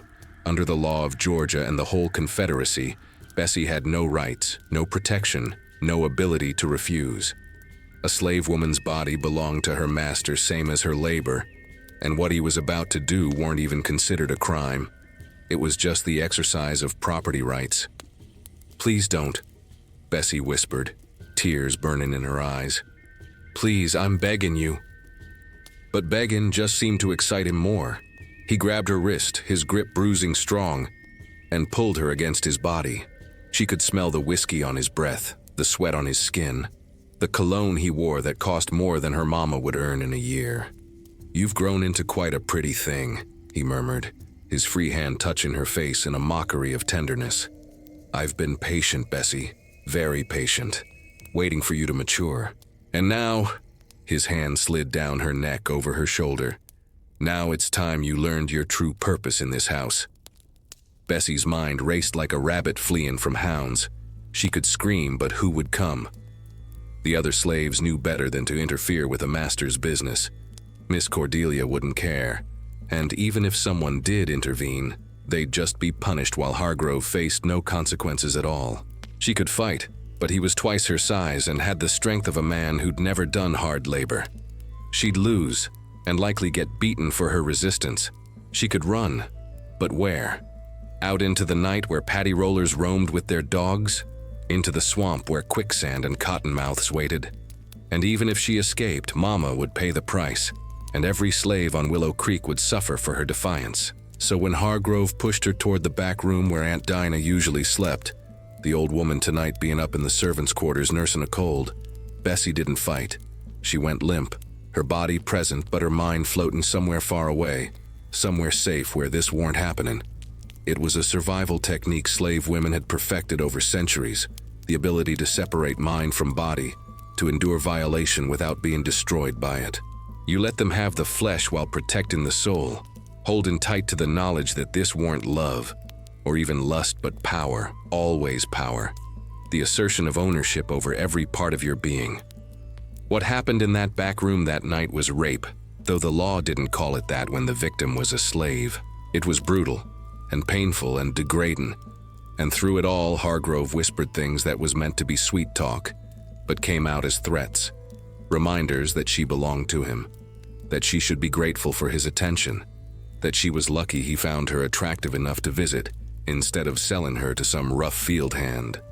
When it was over, and Lord, it seemed to last forever though it probably weren't more than 15 minutes, he stood and straightened his clothes like nothing significant had happened, like he'd just used a chamber pot or drunk a glass of water, something routine and forgettable. "You'll keep this to yourself," he said, not even looking at her where she lay crumpled on Aunt Dinah's narrow bed. "If I hear you've been speaking on it, to Cordelia, to the other slaves, to anyone, I'll have you whipped raw and sold to the worst brothel in Savannah. Understand?" "Yes, master," Bessie whispered, her voice dead as winter leaves. "Good girl." He actually patted her head like she was Duke the dog. "I'll visit you again when the mood strikes. You'd best make yourself available and willing, unless you want this to go harder next time." Then he left, closing the door soft behind him, leaving Bessie alone in the darkness with pain between her legs and rage in her heart that burned hotter than any fever. She lay there for a long time, not moving, her body aching, and her soul screaming though no sound passed her lips. This was the ultimate violation, the final theft, not just of her body but of her ability to refuse, to choose, to have any say in what happened to her own flesh. And the worst part, the part that made her want to claw her own skin off, was knowing it would happen again, and again, and again, until Hargrove got tired of her, or she got pregnant, or Miss Cordelia put her foot down. And any of those outcomes would likely end with Bessie being sold away from Mama, from the only home she'd ever known, scattered like chaff to some even worse fate. When she finally pushed herself upright, moving slow 'cause everything hurt, she found blood on the sheets and shame in her throat thick as clay. She cleaned herself with water from the kitchen basin, scrubbing at her skin until it was raw. But the violation went deeper than soap could reach. She was burying the soiled rags in the ash pile behind the kitchen when Tia Ruth appeared out of the darkness like a conjure woman summoned by need. The old woman took one look at Bessie's face, at the way she moved, at the deadness in her eyes, and knew exactly what had happened. "Oh, child," Tia Ruth breathed, opening her arms. Bessie collapsed into that embrace and finally let herself cry. Not loud, 'cause even grief had to be quiet on a plantation, but deep and soul-shaken, the kind of sobbing that comes from a wound that won't never fully heal. "He came to you," Tia Ruth said, and it weren't a question. Bessie could only nod against the old woman's shoulder. "And it's gonna happen again, ain't it?" Another nod, more tears. Tia Ruth held her tighter, and when she spoke, her voice carried the weight of generations of slave women who'd endured this same violation, who'd survived it and found ways to resist even when resistance seemed impossible. "Listen to me now," she said. "This don't define you. What he took from you tonight. He can take your body, but he can't take your soul unless you let him. You hear me, daughter? You survived the Middle Passage in the blood of your ancestors. You survived that day in the yard. You gonna survive this too." "How?" Bessie choked out. "How do I survive knowing he's gonna keep coming, keep using me like I'm nothing?" "By remembering that every time he comes to you, he's drinking his own death." Tia Ruth pulled back enough to look Bessie in the eyes. "You still want to poison him? Still want to make him pay?" "More than ever," Bessie said, and her voice was pure iron. "Then you got to be smart about it. Can't do nothing rash, can't let the rage make you sloppy. He visits you regular now, that means you got regular access to him in ways you didn't before. That's power, child, if you know how to use it." Over the following weeks, as spring deepened into early summer, the horror became routine. Hargrove came to Bessie 2 or 3 times a week, always late at night when the house was sleeping, always taking what he wanted with no care for her pain or fear. Sometimes he was rough, sometimes he pretended at tenderness, but it was always rape, always violation, always a reminder that under slavery, black women's bodies belonged to white men to use as they pleased. But something was changing in Bessie even as her body was being used.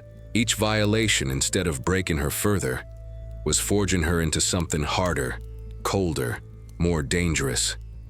She was learning to separate herself from what was happening, to let him have the flesh while she planned his destruction in her mind. She was also learning his patterns, how much whiskey he drank before coming to her, what moods made him more brutal, how his body responded to certain touches, certain words. Knowledge is power, and she was gathering knowledge like ammunition.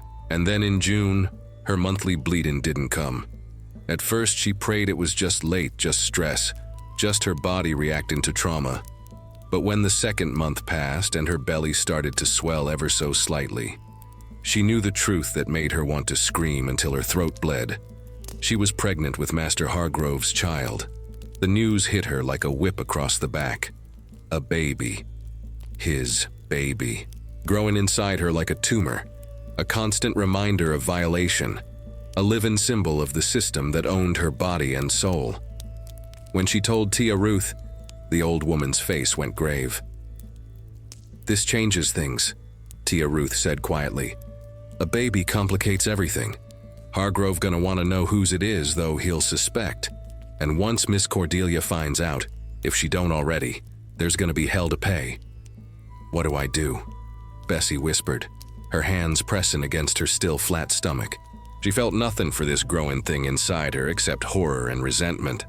But she also knew that slave women didn't get choices about their own bodies, about pregnancy, about motherhood. "You carry it," Tia Ruth said bluntly. "Ain't no safe way to end a pregnancy this far along. Not without risking your own life, and besides," her eyes glittered with dark knowledge, "sometimes the master's own blood is the best weapon you got. Hold on to that thought, child. This baby might be part of your revenge, not separate from it."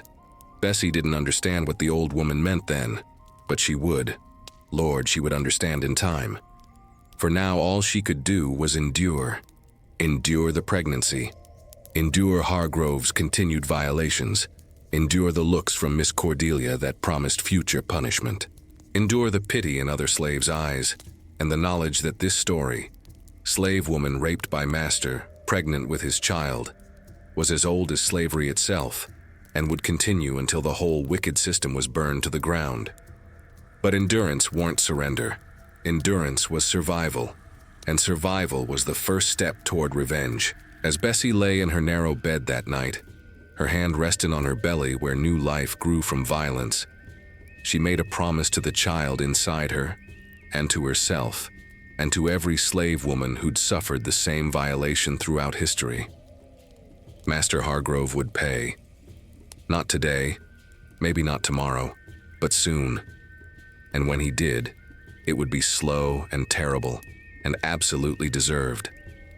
The fire that didn't go out was burning steady, fed now by rage so pure it could melt stone. And Master Hargrove, in his arrogance and cruelty, had no idea he was already dead. He just hadn't stopped breathing yet. The pregnancy progressed through the suffering heat of summer 1853. Bessie's belly growing round while her soul stayed cold as winter ice. She continued her duties in the big house as long as she could, Miss Cordelia's eyes following her with barely concealed fury, knowing full well whose child was growing in that slave girl's womb, but maintaining the polite fiction that plantation wives always did. Ignorance as armor against truth too ugly to acknowledge. Hargrove, for his part, stopped visiting Bessie's bed once her pregnancy became obvious, not out of any sense of decency or remorse, but because pregnant women didn't appeal to his appetites. He'd already moved on to eyeing young Sarah, a 14-year-old house servant with terrified eyes who knew what was coming for her, same as Bessie had known. The cycle continued. It always did. Bessie's labor started on a cold February night in 1854, 9 months after that first violation, her body seizing up with pain that felt like punishment from God. Tia Ruth and Aunt Dinah attended her in the small room behind the kitchen, while upstairs Miss Cordelia hosted a dinner party for the county's finest families, their laughter drifting down through the floorboards like mockery. "Push, child," Tia Ruth commanded, her hands positioned to catch the baby. "This one's coming fast and angry, just like its mama." Bessie pushed, her body ripping itself apart to bring forth life she'd never asked for, never wanted, but couldn't prevent. The pain was tremendous, overwhelming, but it was also familiar in a terrible way. Just another violation, another theft of bodily autonomy, another reminder that slave women's bodies existed for white men's pleasure and profit both.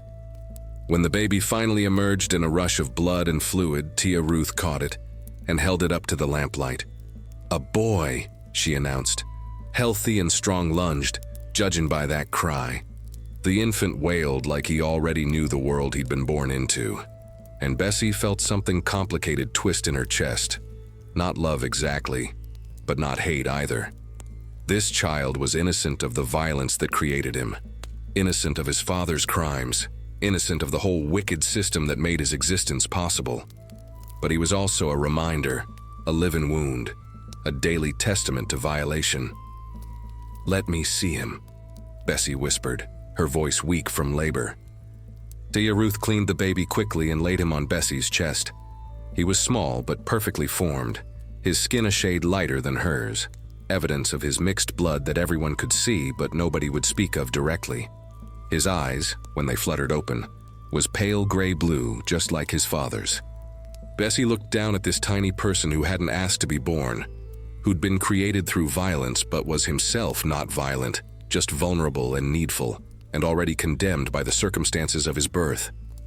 "What you gonna name him?" Aunt Dinah asked gently, bathing Bessie's forehead with cool water. Bessie thought about biblical names, about African names her mama had whispered, about all the names that might give this child some kind of armor against the world. Finally, she settled on one that felt right. "Elijah," she said. "After the prophet who called down fire from heaven. Maybe this boy gonna call down fire too, in his own way." The women nodded approval, understanding the weight of naming a child born into bondage, the hope and desperation mixed together in every syllable. For the next few weeks, Bessie lived in a strange twilight world, where everything was focused on this small, hungry creature who needed her constantly. He nursed at her breast every few hours, his tiny hands clutching at her like she was his whole world, which, in truth, she was. She barely slept, barely ate, barely thought about anything except keeping this fragile life alive. And despite herself, despite everything, she felt something growing in her heart for little Elijah. Not the complicated resentment she'd expected, but something fierce and protective, a mama's love that existed separate from how he was conceived. He was hers, this boy. Whatever his father had done, whatever blood ran in his veins, Elijah belonged to Bessie and she would protect him with her last breath. But plantation life don't pause for new mothers, especially slave mothers. Within a month, Miss Cordelia ordered Bessie back to work, arranging for an older slave woman named Patience to mind the baby during the day, while Bessie served in the big house. "That child," Miss Cordelia said coldly, not even using his name, "is an embarrassment to this household. I expect you to be discreet about his existence and to ensure he doesn't disrupt the smooth operation of my home." "Yes, ma'am," Bessie murmured, her eyes down, her heart raging against the woman who could look at an innocent baby and see only scandal. Life settled into a new rhythm. Bessie worked from dawn till late evening, stealing moments throughout the day to nurse Elijah, holding him close and breathing in that sweet baby smell while she could. At night, she slept with him curled against her body, his warmth the only comfort in a world of coldness. Master Hargrove, for his part, barely acknowledged the child's existence. He passed by Bessie in the hallways like she was furniture, his attention already fixed on his new victim, young Sarah, who now moved through the house with the same haunted look Bessie had worn a year ago. The system continued. It always did. But something was growing in Bessie alongside her love for Elijah, a deeper, more refined hatred for Hargrove and everything he represented. Every time she looked at her son's pale eyes, she was reminded of violation. Every time Miss Cordelia's gaze lingered on the baby with barely concealed disgust, Bessie's rage burned hotter. Every time she had to leave Elijah with Patience to go serve the people who owned them both, her resolve hardened. Tia Ruth noticed the change. "You ready now?" the old woman said one night, meeting Bessie by the stream where they'd had so many secret lessons. "Ready to start the work?" Bessie looked down at Elijah sleeping in her arms, his tiny chest rising and falling with perfect trust that she would keep him safe. And she knew in her bones, that the only way to truly protect this child was to destroy the man who'd created him through violence. "Yes," she said simply, "tell me how to begin." Over the following months, as Elijah grew from newborn to infant, learning to smile and coo and recognize his mama's face, Bessie began her real education in the art of slow murder. Tia Ruth taught her about building tolerance in a victim's body, about disguising bitter tastes and strong flavors, about the importance of patience above all else. "You can't just start poisoning him tomorrow," Tia Ruth warned. "That'd be too obvious, especially with you having just birthed his child. No, you gotta wait. Let time pass. Let other things happen on the plantation to distract attention. And when you do start, You gotta be so gradual that by the time he's truly sick, months will have passed and nobody'll connect it to you. Bessie understood. This was the long game, the patient game, the kind of revenge that required putting aside immediate satisfaction for ultimate victory. But fate, it seemed, had other plans. On a humid July afternoon in 1854, when Elijah was just 5 months old and beginning to laugh at silly faces, Master Hargrove summoned Bessie to his study. Her heart dropped when she received the message from Thomas the driver, knowing that nothing good ever came from a private meeting with the master. She found him sitting behind his massive mahogany desk, ledger books spread out before him, his face flushed with what she recognized as drunken rage, the dangerous combination of alcohol and financial stress that always led to cruelty. "Shut the door," he commanded. Bessie obeyed, her pulse hammering in her throat. "I've been reviewing the plantation accounts," Hargrove said, not even looking at her, his eyes fixed on the numbers in front of him. "Cotton prices are down, and I've had some unfortunate losses at cards recently. I need to liquidate some assets to maintain cash flow." Bessie's hands went cold. She knew what liquidate assets meant when applied to slaves. "That child of yours," Hargrove continued, finally meeting her eyes with his pale, dead gaze. "The boy, he's valuable property now. Light-skinned, healthy, good bloodlines from both sides, if you take my meaning. I've had an inquiry from the Beaumont plantation up in South Carolina. They're looking for house servants to train up young, and they're willing to pay good money for promising stock." The world tilted sideways. Bessie gripped the back of a chair to keep from collapsing, her mind unable to process what she was hearing, even though some part of her had always known this was possible, had always feared it. "Master, please," she heard herself say, the words tearing from her throat.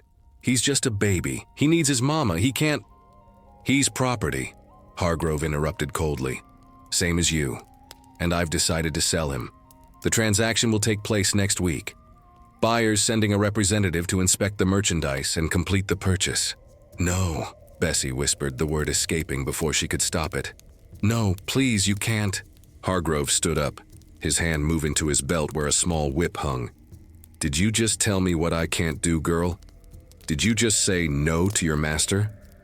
Bessie dropped to her knees, something she swore she'd never do again after that day in the yard. But for Elijah, she would beg, would crawl, would do anything.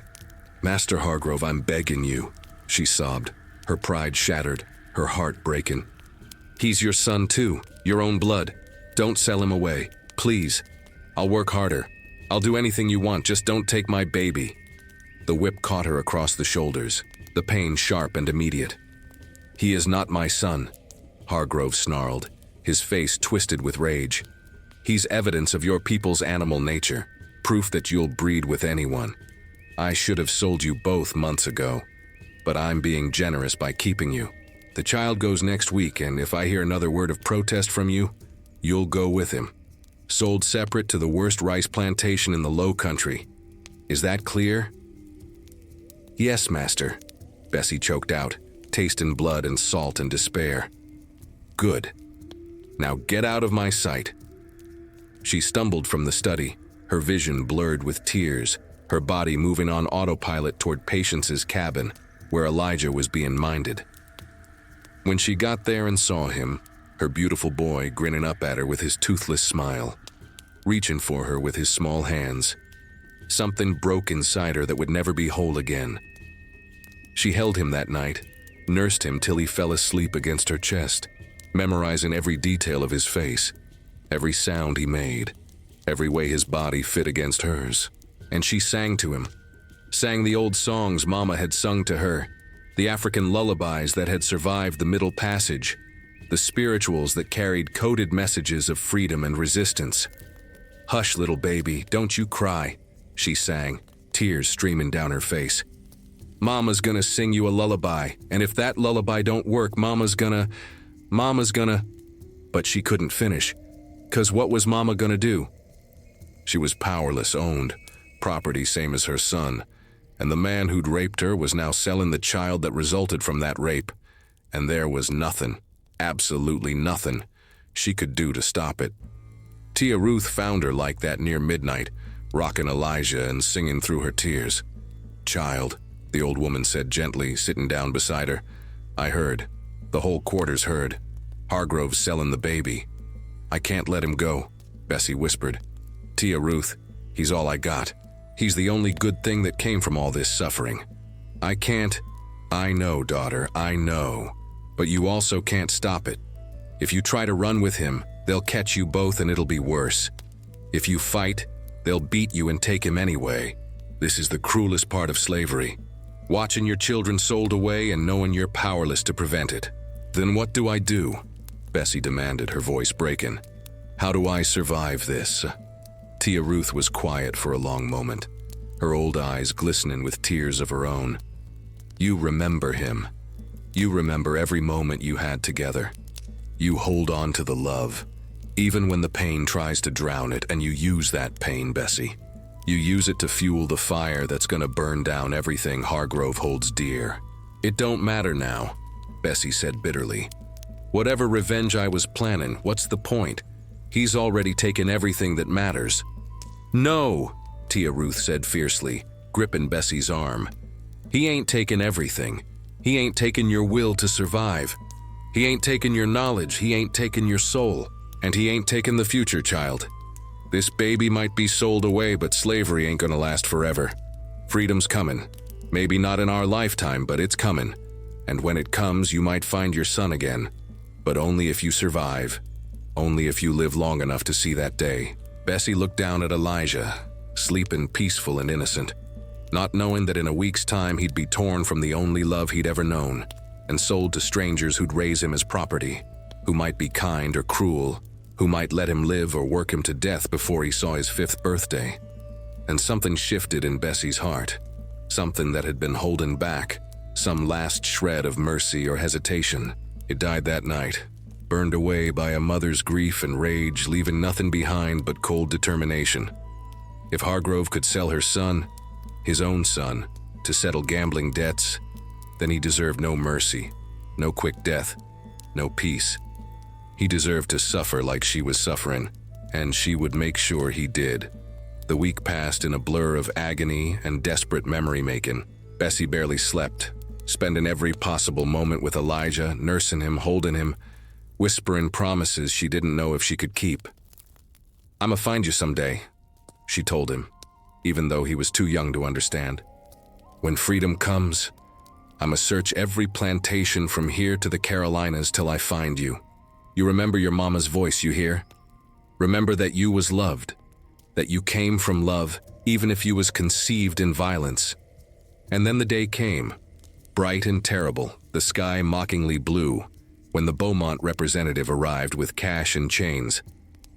Bessie watched from an upstairs window as her 5-month-old son was examined like livestock, his perfect little body prodded and assessed, his future sold for $800 in gold coin that Hargrove counted with satisfaction. She watched as they placed Elijah in a basket in the back of a wagon, his small fists waving in the air, his cries carrying across the yard. And when she couldn't watch anymore, when the wagon started rolling away with her heart inside it, Bessie finally allowed herself to break completely. But even broken, she was dangerous. Even destroyed, she was deadly.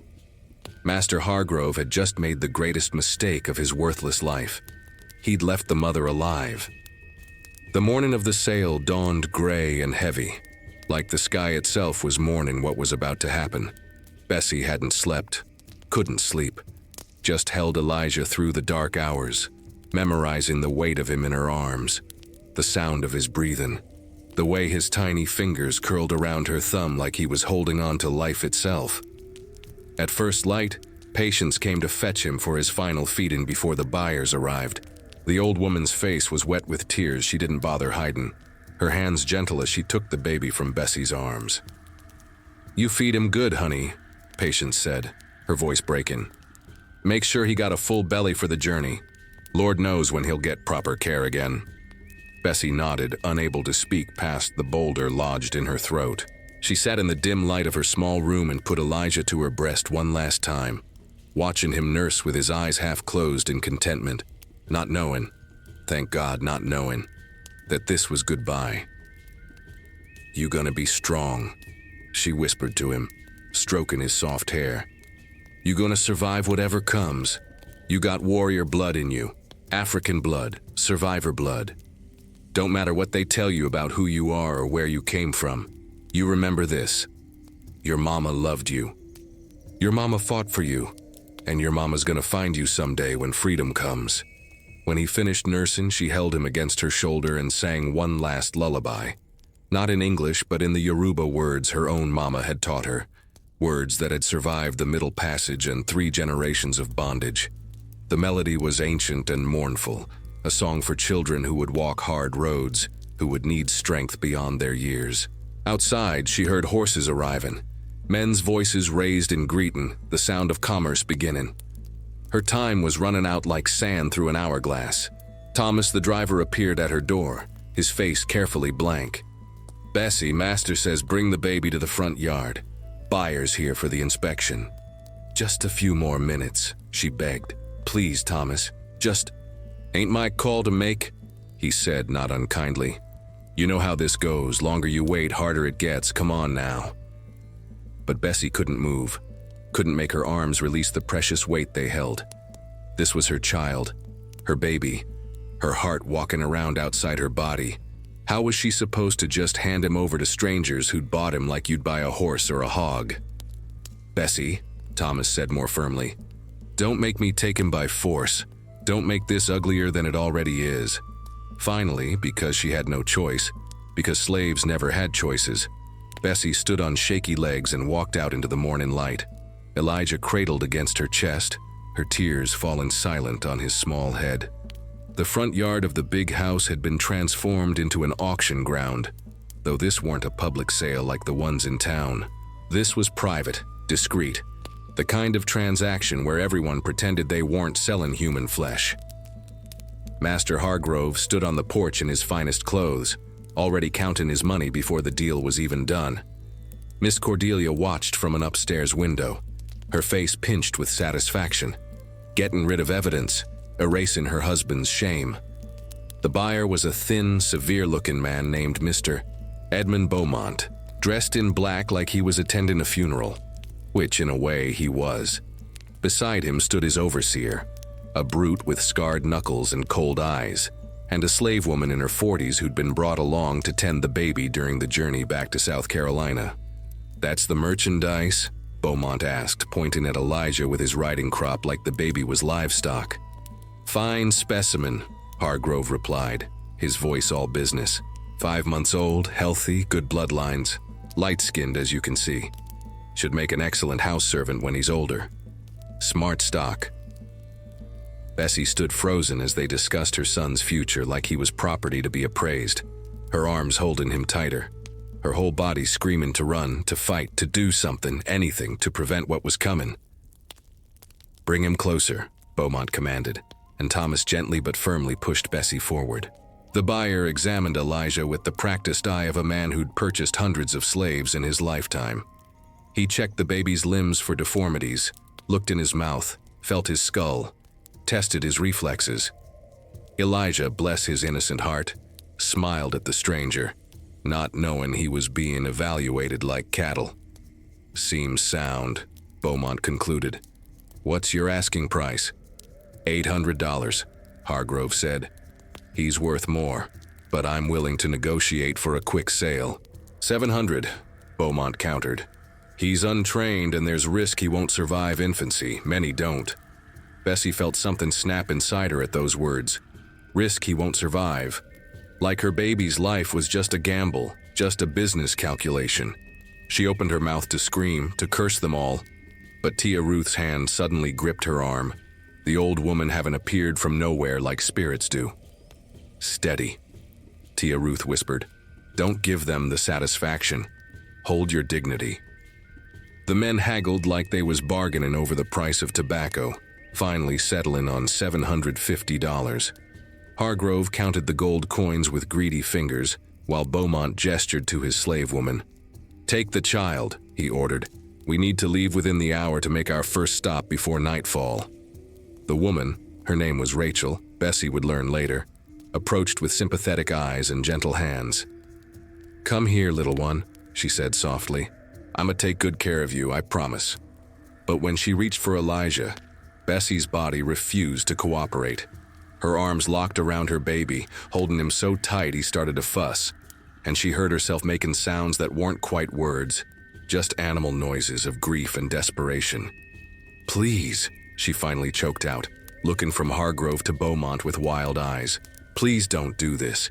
He needs his mama. He's just a baby. He can't—" "Remove the child," Beaumont said coldly, nodding to his overseer. The brute stepped forward and grabbed Bessie's arms, his grip bruising strong, prying her hands away from Elijah. She fought. Lord, she fought, kicking and screaming and begging.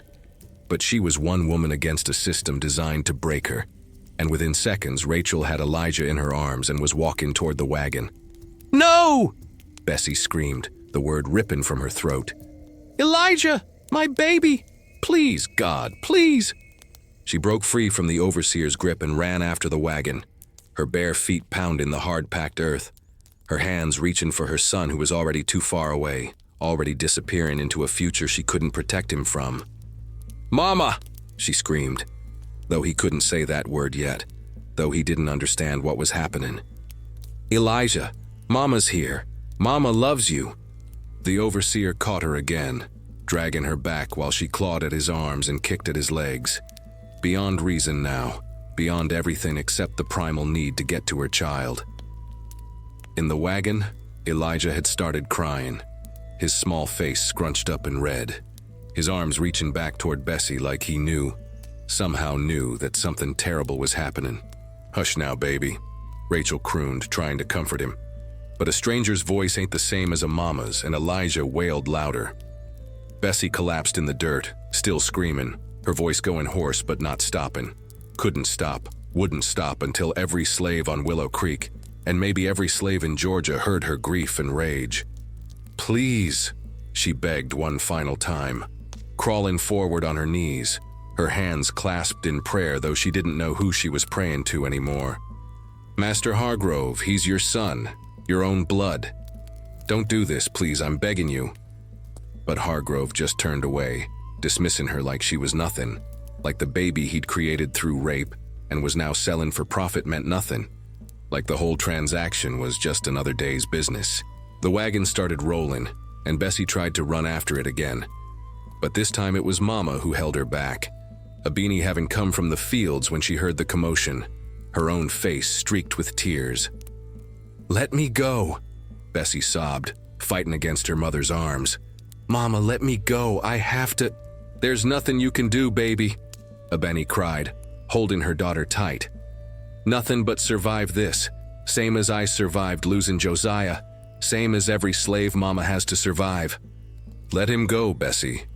Let him go before they punish you worse." But Bessie couldn't let go. She watched through tears as the wagon carried her baby away, watched until it disappeared around the bend in the road, watched until all she could hear was the echo of Elijah's cries mixing with her own, watched until there was nothing left to see but empty road and broken dreams. Then she collapsed completely, her body giving out, her mind shutting down to protect itself from pain too great to bear. She didn't remember being carried back to her room, didn't remember the next hours or maybe days that passed in a fever of grief.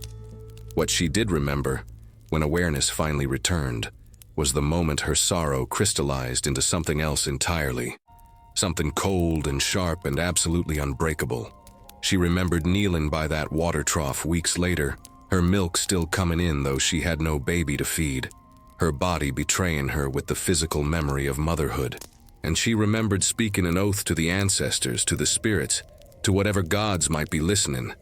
"I will kill him," she whispered to the dark water. "Not quick, not clean. I will make Richard Hargrove suffer every day for months like I'm suffering now. I will take everything he loves and burn it to ashes. I will make him beg for death before I finally grant it. This I swear on my son's life, on my mama's back, on every slave who died screaming in these fields. Master Hargrove is already dead. He just don't know it yet." The water rippled with her words, carrying them down to the river, to the ocean, to Africa itself, And somewhere in the spirit realm, the ancestors heard and approved. Because justice delayed ain't justice denied. It's justice refined, perfected, made absolute.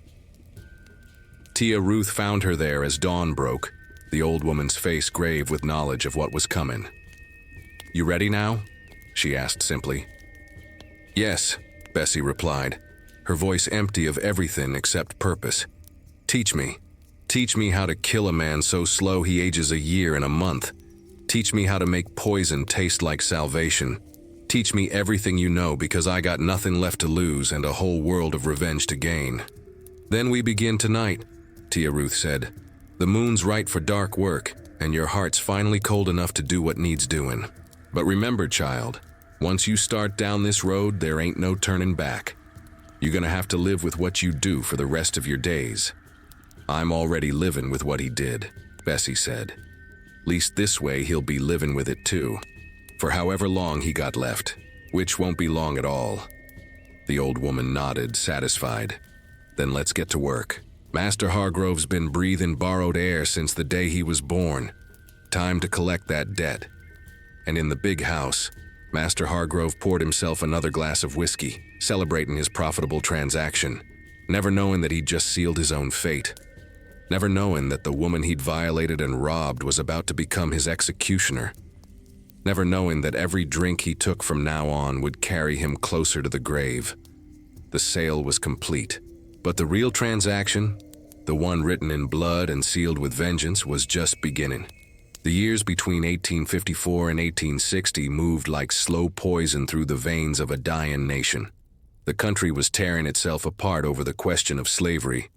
Kansas bleeding, senators beating each other on the floor of Congress, a raid on Harper's Ferry by a wild-eyed abolitionist named John Brown, who got himself hanged but lit a fire that wouldn't go out. Down on Willow Creek Plantation, far from the political theatrics up north, the slaves felt the changing winds, even if they couldn't name them yet. Whispers traveled through the quarters like smoke, talk of war coming, of Lincoln and his Republicans, of a day when chains might finally break. But whispers don't feed empty bellies or heal scarred backs, so most folks kept their heads down and their hopes buried deep where disappointment couldn't reach. Bessie had turned 25 by the winter of 1860, her youth stolen by trauma, but her mind sharp as any blade from years of watching and learning. She'd risen to head cook of the big house after Aunt Dinah finally passed to glory in 1857, which meant she now had complete control over every morsel of food that passed Master Hargrove's lips.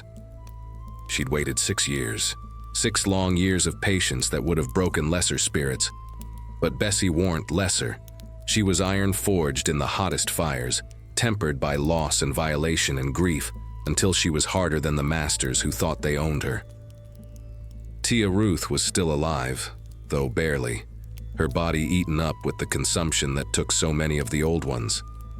But her mind stayed sharp, and she continued teaching Bessie the deadly arts whenever they could meet in secret. "Time's coming," Tia Ruth would say, coughing blood into her rag.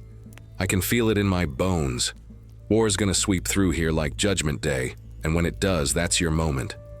When everybody's distracted by cannons and soldiers, that's when you strike." Bessie listened and learned and prepared, collecting her arsenal of knowledge like other women collected recipes. She knew which mushrooms could be mistaken for the edible kind but caused liver failure over months. She knew how to dry and powder foxglove till it was fine as flour, and just as invisible when mixed into food. She knew the properties of white snake root, of oleander, of dozens of plants that grew wild in Georgia soil, and could kill a man slow enough that doctors would scratch their heads and call it natural causes. But she also learned patience from watching the political situation unfold. In 1857, the Supreme Court decided that Dred Scott case declaring that black folks, free or enslaved, had no rights that white folks was bound to respect. In 1858, Lincoln and Douglas debated slavery across Illinois, their words reaching even to the Georgia plantation quarters through newspapers read aloud by those few who could decipher the text. In 1859, John Brown raided Harper's Ferry, trying to start a slave uprising, and though he failed and died on the gallows, His actions sent shockwaves through the South. Master Hargrove grew more paranoid with each passing month. He increased patrols, restricted slave movements even more, attended meetings with other plantation owners where they discussed ways to prevent rebellion. At night, he drank more whiskey than ever, his face growing redder, his belly expanding, his temperament meaner. These damn abolitionists, he'd rage at dinner parties Bessie served at, trying to destroy our way of life, our property rights.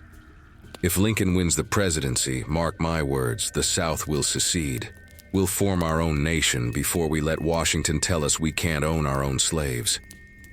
Bessie listened to all of it, invisible as always, her face blank but her mind recording everything. She learned about political alliances and economic interests, about cotton prices and international trade.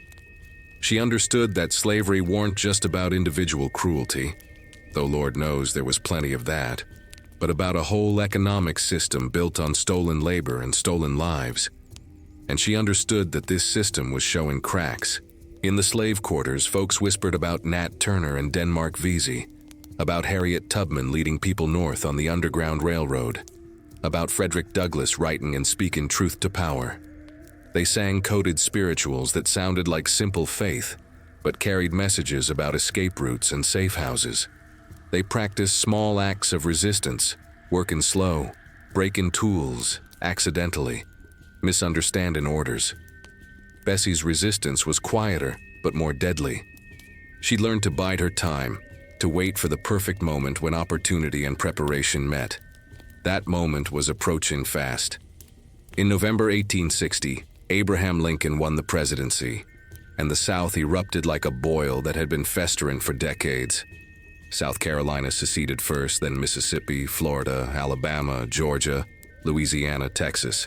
By February 1861, they'd formed the Confederate States of America, choosing Jefferson Davis as president, and declaring their right to maintain slavery against Northern aggression. Master Hargrove celebrated with a massive party, inviting all the local gentry to toast the new Confederacy. Bessie and the other house servants worked from dawn till midnight preparing the feast. Roasted meats, elaborate desserts, imported wines, and of course, Hargrove's beloved Kentucky bourbon that he drank like water. To Southern independence, Hargrove toasted, raising his glass high while his guests cheered. To our sacred right to property, to the preservation of our way of life against Yankee tyranny. Bessie refilled glasses and cleared plates, her face a mask of subservience while inside her mind was calculating, planning, preparing for the moment that was rushing toward her like a runaway train. "You think there'll be war?" Miss Cordelia asked nervously, her hands twisted in her napkin. "If the North is foolish enough to try to force us back into the Union, then yes," Senator Whitmore replied, his voice full of false confidence. "But it'll be brief. 1 or 2 battles and they'll recognize our sovereignty. Yankees are cowards.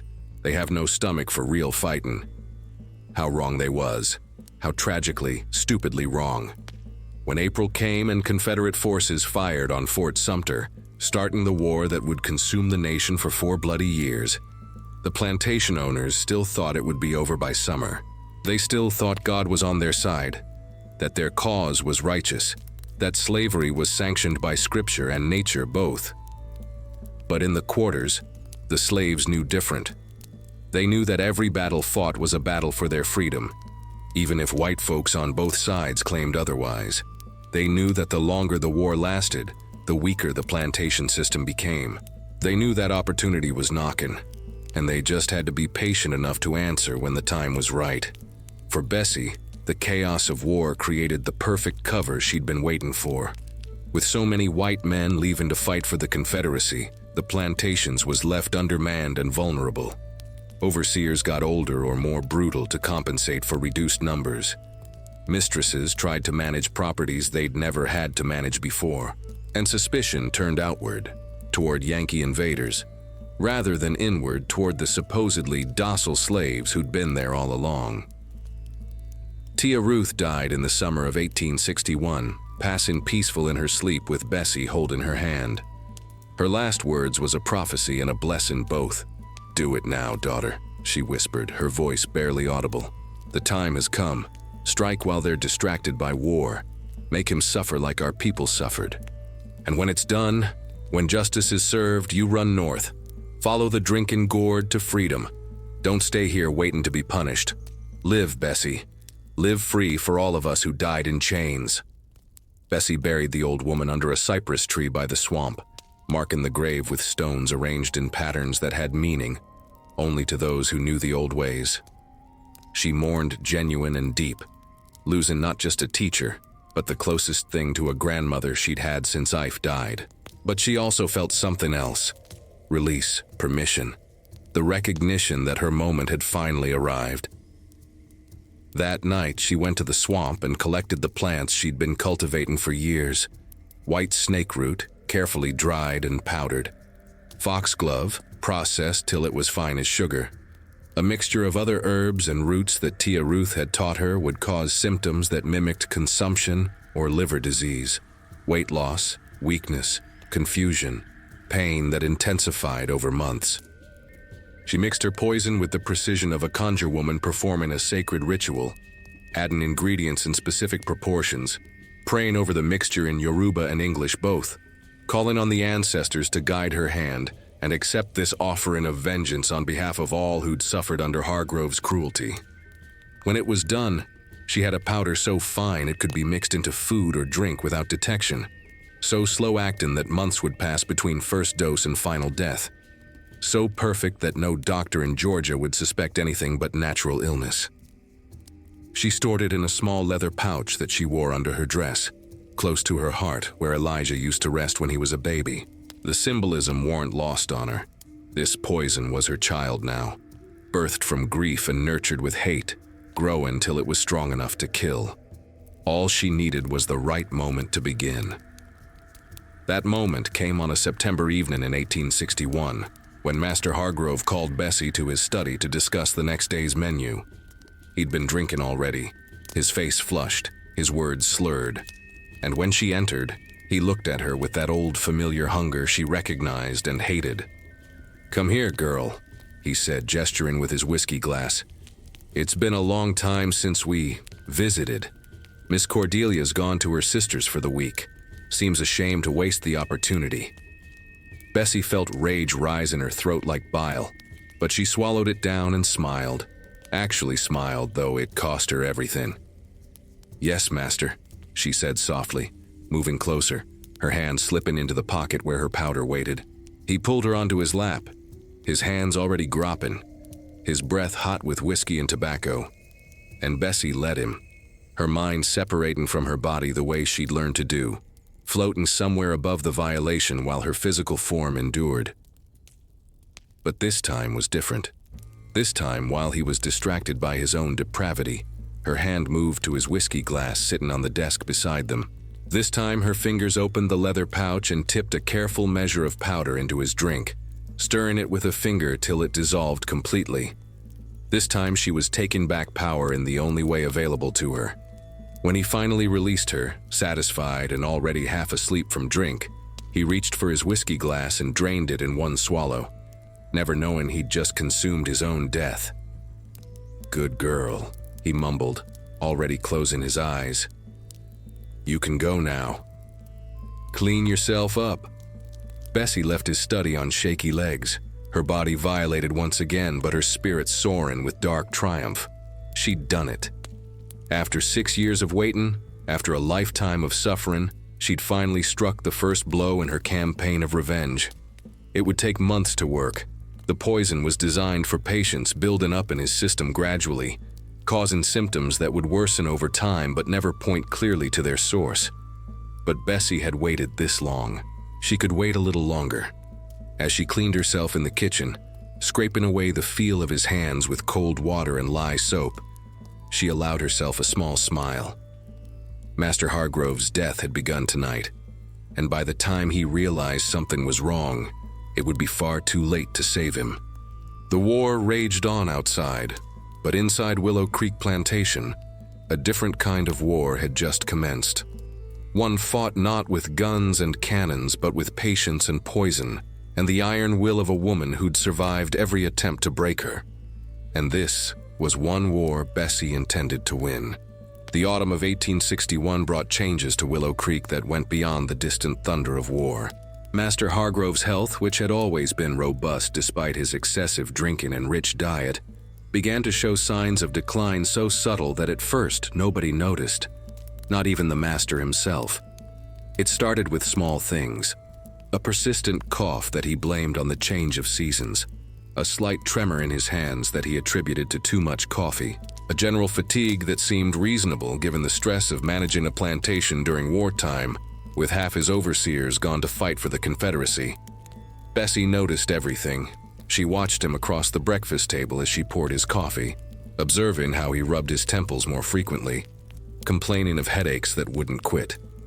She listened when he told Miss Cordelia he weren't sleeping well, that his dreams was troubled, that he woke up sweating through his nightshirts. She noted when his appetite started to wane, when he pushed away plates of food he used to devour with gusto. And 3 times a week, like clockwork, she added another careful measure of her powder to his whiskey.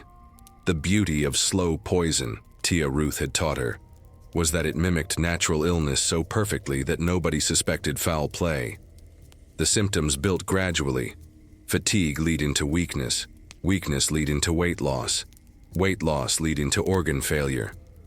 By the time doctors realized something was seriously wrong, the victim would already be too far gone to save. Bessie had crafted her mixture with the precision of a master poisoner: white snake root to attack the liver and cause a wasting sickness, foxglove to make his heart beat irregular, to cause confusion and visual disturbances, small amounts of arsenic she'd scraped from rat poison, measured so carefully that it would accumulate in his tissues over months, but never spike high enough to be obvious in any single dose. The war provided perfect cover. Food was becoming scarce as the Union blockade tightened, and everyone blamed poor health on reduced rations and wartime stress. Doctors was in short supply, most having gone to tend wounded soldiers, so the ones who remained was overworked and less thorough in their examinations. By December, 3 months after Bessie started her campaign, Hargrove had lost 15 pounds. His face, once florid and full, had taken on a gaunt quality. His eyes, always pale, now looked sunken and shadowed. His hands trembled constantly, making it difficult for him to write or handle small objects. "Richard, you need to see Dr. Morrison," Miss Cordelia insisted one morning when he could barely get out of bed. "This isn't just a cold or fatigue. Something's wrong." "It's the damn war," Hargrove growled, his voice weaker than it used to be. "The stress of it all.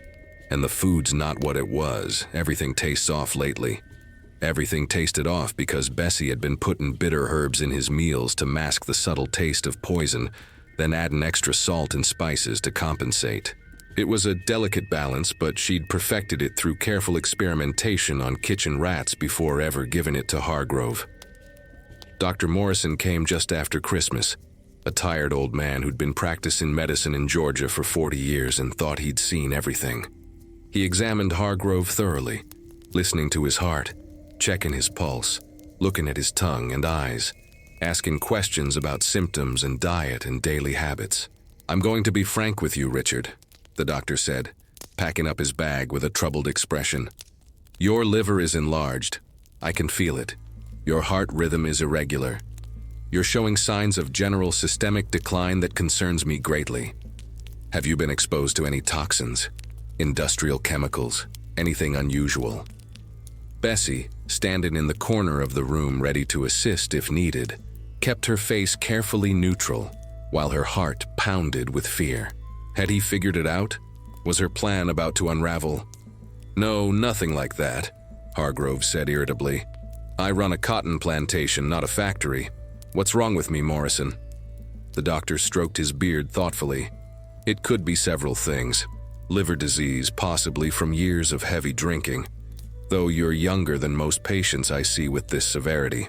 It could be a wasting sickness. Consumption, perhaps, though you're not coughing blood. Or it could be something I haven't encountered before. Some new ailment brought on by the stress of war and disrupted supply lines." "Can you cure it?" Miss Cordelia asked, her voice tight with worry. Not for her husband's well-being, Bessie suspected. but for her own financial security if he died. "I can try," Morrison replied. "I'll prescribe some tonics and recommend a change in diet. More fresh vegetables, less red meat, and Richard," he fixed the master with a stern look, "you need to reduce your alcohol consumption significantly. The whiskey is doing you no favors." After the doctor left, Hargrove tried to follow the advice for about a week. He cut back on whiskey, ate the bland diet Morrison recommended, took the foul taste in tonics that was supposed to strengthen his constitution. But the symptoms didn't improve. If anything, they got worse, because Bessie simply adjusted her delivery method. Less in the whiskey, more in the tonics themselves. Less in the red meat he warned eaten, more in the vegetables he was. She was always one step ahead, anticipating every change, adapting her strategy like a general conducting a military campaign. By February 1862, Hargrove looked like a man aged 20 years and 6 months. His hair had gone from salt and pepper to mostly white. His skin had taken on a yellowish tinge from liver failure. He could barely walk without assistance, his legs shaking like a newborn calf's. His mind started playing tricks on him. He'd forget conversations from an hour before, mix up the names of slaves he'd owned for years, wake up screaming from nightmares he couldn't remember. The other slaves noticed, and whispers spread through the quarters like wildfire. "Master's dying," they'd say in hushed tones. "Some kind of consumption or plague. God's judgment maybe for all the evil he'd done." Nobody suspected Bessie. Why would they? She was just the cook, just a slave woman doing her duties, preparing meals and serving drinks same as she'd done for years. If anything, folks thought she was being extra attentive to the master in his illness, making special broths and teas to help him recover. They didn't know those broths and teas contained carefully measured doses of death. Mama was the only one who looked at Bessie with knowing eyes. One night when they crossed paths by the well, Benny grabbed her daughter's arm and pulled her close. "What you doing, child?" she whispered urgently. "I see how you watch him. I see that look in your eyes, and I see him wasting away like a cursed man." Bessie met her mama's gaze steadily. "I'm doing what needs to be done. For Elijah, for Josiah, for you, for every slave who ever suffered under his hand. Bessie, if they catch you, they won't catch me. I've been too careful. And even if they do," her voice hardened, "it'll be worth it. He took my baby, Mama. He violated me, humiliated me, treated me like I was less than human. Now he's paying the price." Abini's eyes filled with tears, but she didn't argue. She just pulled Bessie into a fierce embrace and whispered, "Then finish it quick, before he suffers enough to start investigating. And when it's done, you run, you hear me? You take the first chance you get and you run north. Don't stay here waiting to be punished." "I will, Mama, I promise." March brought Union victories that had the plantation owners worried and the slaves hopeful. News traveled slow to rural Georgia, but they heard about Fort Donelson falling, about Union forces pushing into Tennessee, about the Emancipation Proclamation that Lincoln was supposedly drafting that would free all slaves in rebel territories. Master Hargrove heard the news too, and it seemed to accelerate his decline. The possibility of losing the war, of losing his slaves, of losing everything he'd built on stolen labor. It ate at him worse than any poison. "We can't lose," he'd mumble in his sickbed, his voice weak but still carrying that edge of entitlement. "God wouldn't let the South fall. We're in the right. We have to be in the right." Bessie stood by his bedside, spoon-feeding him broth laced with her special ingredients, and wanted to laugh at his delusion. God hadn't been on the South Side when they chained millions of people. God hadn't been watching when they raped and murdered and sold children away from their mothers. And God certainly weren't gonna intervene now to save a dying tyrant from the justice he so richly deserved. "Here, Master," she'd say in a soft, caring voice. "Drink this. It'll help you feel better." And he'd drink, trusting the very woman he'd violated and degraded to care for him in his illness, never suspecting that each spoonful was another nail in his coffin.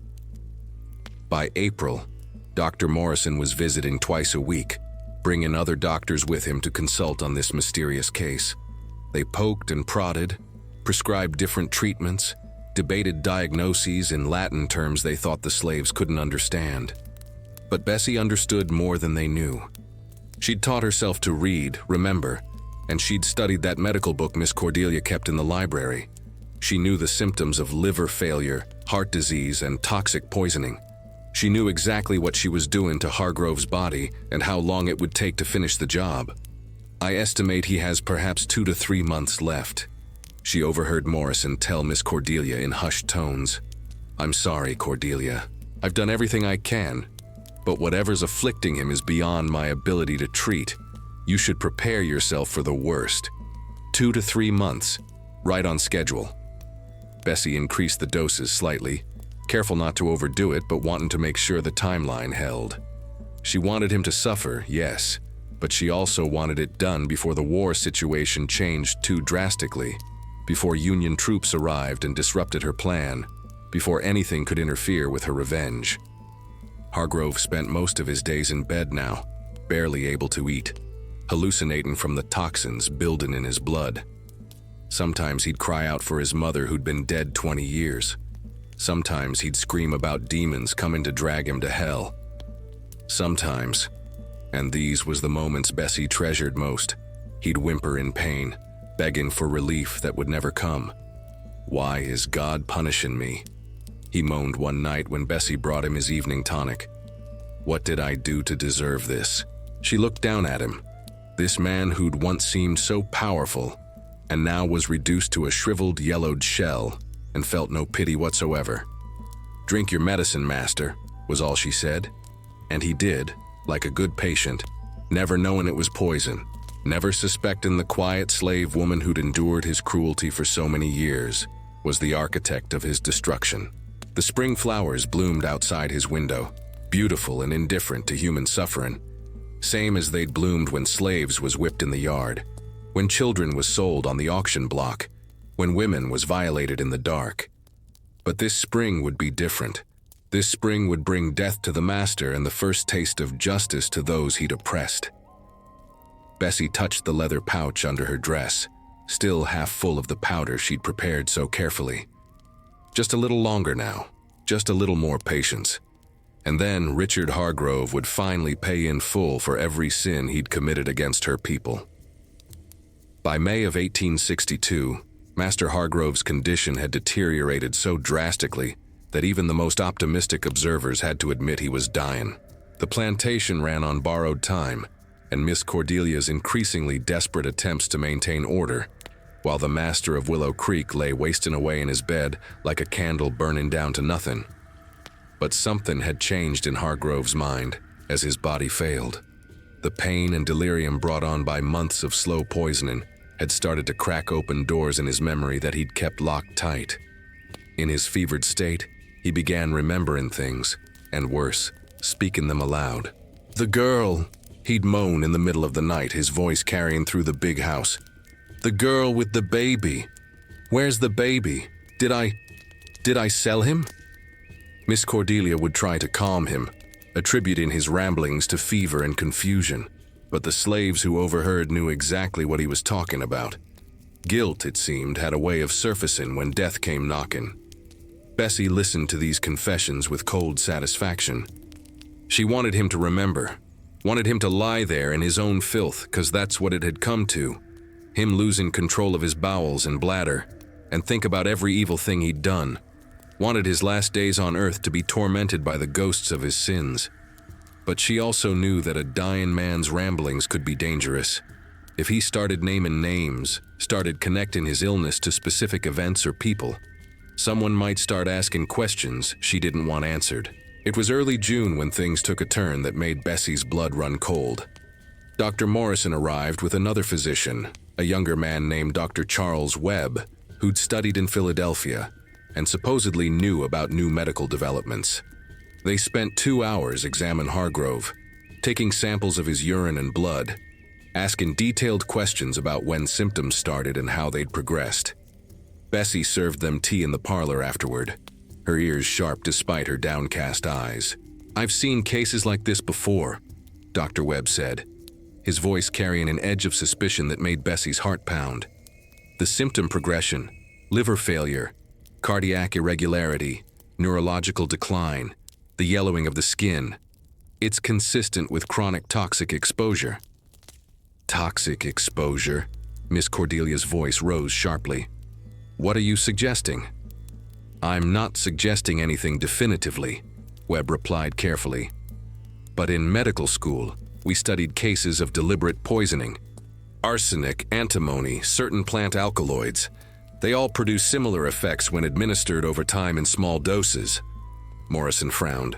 Charles, you're talking about murder. That's a serious accusation. I'm not accusing anyone, Webb said. I'm simply noting that the clinical presentation is unusual. Most wasting illnesses show different patterns. This looks almost textbook for chronic toxic exposure. Bessie's hands trembled as she poured tea, but she forced them steady. This was the moment she'd feared. Someone with actual knowledge looking too close, seeing patterns that the old country doctor had missed. That's absurd, Miss Cordelia snapped, but there was uncertainty in her voice. Who would poison Richard, and how? I supervised the kitchen myself and… She stopped suddenly, her eyes moving to Bessie standing silent in the corner. The room went quiet as a grave. Bessie, Miss Cordelia said slowly, who prepares my husband's meals? I do, ma'am, Bessie replied, keeping her voice humble and steady despite the terror screaming through her veins. Same as I've been doing for years now. And his whiskey, his tonics? I bring them to him, yes, ma'am. But I don't… Dr. Webb, Miss Cordelia interrupted, her voice taking on a dangerous edge. Is it possible for someone to administer poison through food or drink without the victim knowing? Quite possible, Webb confirmed. Many toxic substances can be disguised in strong-tasting foods or alcohol. Over time, small doses accumulate in the body's tissues, causing the progressive decline we're seeing. Miss Cordelia stood up, her face flushed with anger and something else. Fear, maybe, or the dawning realization that she'd been willfully blind to what was happening under her own roof. Bessie, empty your pockets, now. Bessie's heart stopped. The leather pouch with the remaining poison was tucked into the pocket of her apron, warm against her hip, damning evidence that would get her killed in the most brutal way imaginable if they found it. Ma'am, I ain't done nothing wrong, she protested, but her voice came out weak. Empty your pockets. Miss Cordelia's hand moved to the bell that would summon the overseer, the threat clear. Bessie reached into her apron slowly, her mind racing through options. She could run, but they'd catch her before she made it off the property. She could fight, but 3 against 1 weren't odds she'd win. She could… The door burst open and Thomas, the driver, stumbled in. His face panicked. Miss Cordelia, come quick. There's a fire in the cotton barn. Big one, spreading fast. We need every hand to fight it, or we'll lose the whole crop. The room erupted in chaos. Morrison and Webb ran for the door, following Thomas. Miss Cordelia hesitated for just a moment, torn between investigating Bessie and saving her livelihood. But economic necessity won out. Don't you move, she hissed at Bessie before running after the men. The moment she was gone, Bessie's hands flew to her pocket, pulling out the leather pouch. She could hear shouting outside, could smell smoke even through the closed windows. The fire was real and spreading. Whether accident or divine intervention, she didn't know and didn't care. She had maybe 5 minutes before someone came back. Her eyes landed on Hargrove's bedroom upstairs. He'd be alone now, everyone distracted by the fire.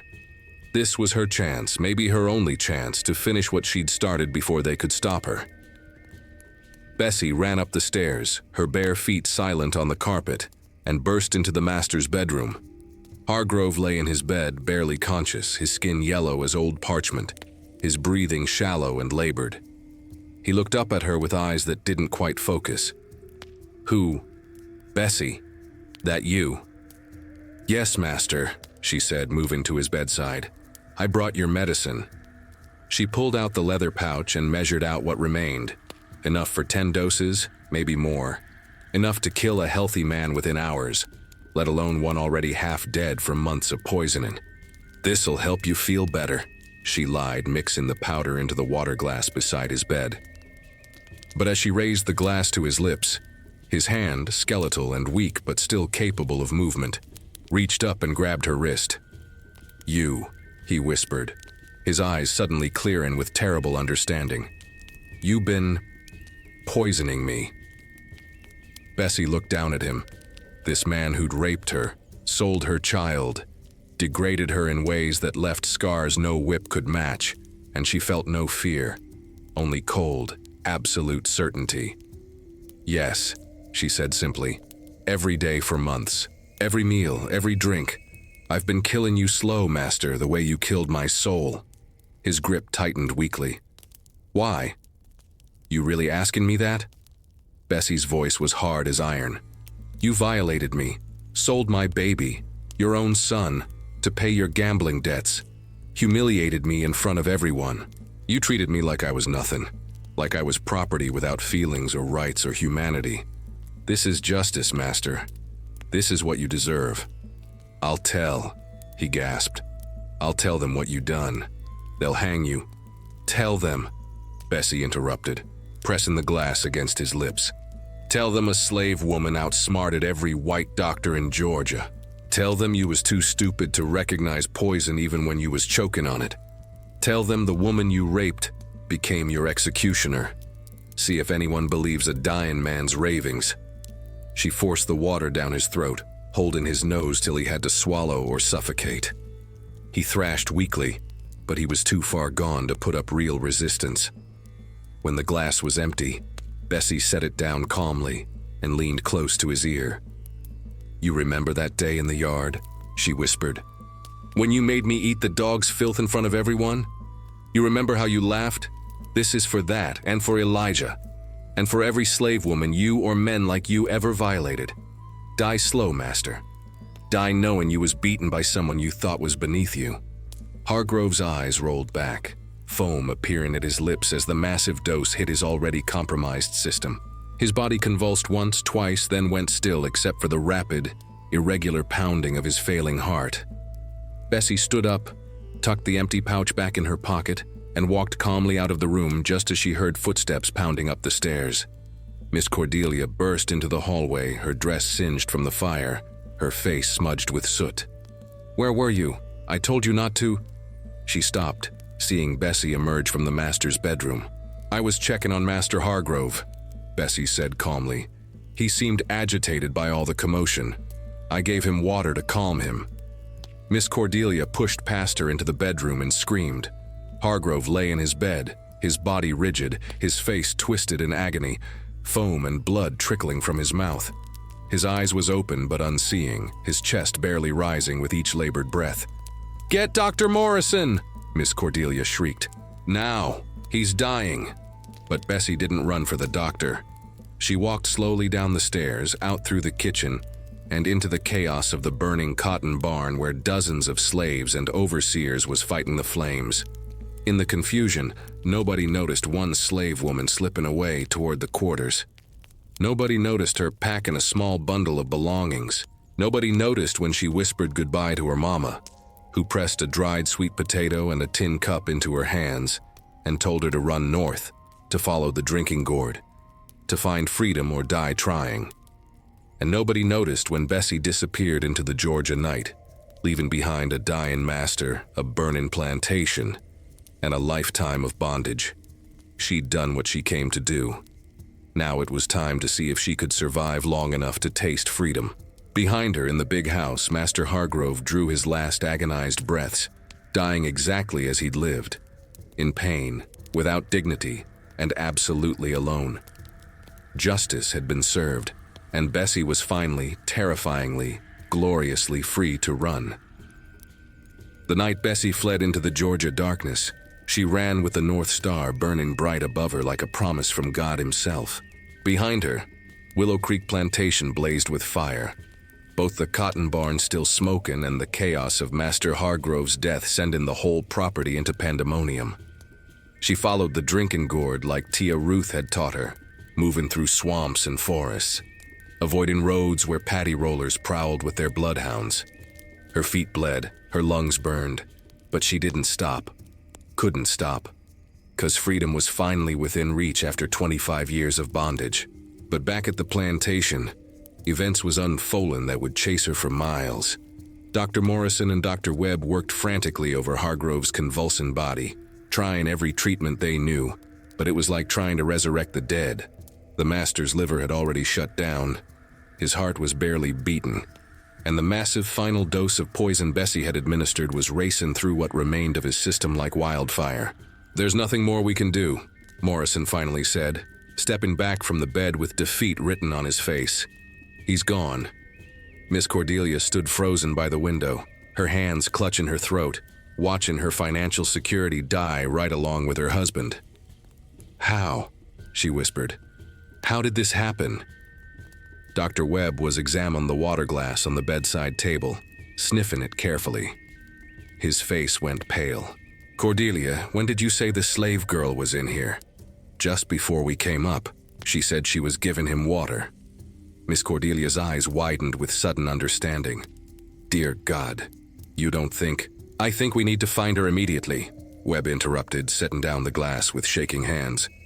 "And we need to test this water. I smell something bitter. Foxglove, possibly, or worse." Miss Cordelia ran to the door and screamed for the overseer. Samuel Croft came running, soot-covered from fighting the barn fire, his face hard as flint when he heard what they suspected. "That uppity house Negro," he snarled. "I always knew she had too much pride. Where is she?" They searched the big house first, then the kitchen, then the servants' quarters. But Bessie's small room was empty except for a few discarded belongings. Her good dress was gone, her walking shoes, the tin cup Aunt Dinah had given her years ago. "She's run," Croft announced, his voice full of rage. "Murdered the master and run for it. Get the dogs, get every available man. I want her found and brought back before sunrise." In the slave quarters, folks pretended ignorance, but everyone knew Bessie had fled. Mama stood silent by her cabin door, her face a mask of grief and pride both, praying to every god she knew that her daughter would make it to freedom before the hunters caught her trail.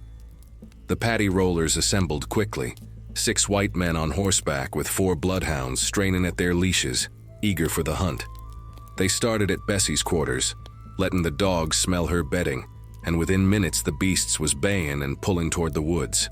"She's got maybe 4 hours head start," Croft calculated, checking his rifle. "But she's on foot and don't know the territory. We'll have her by dawn."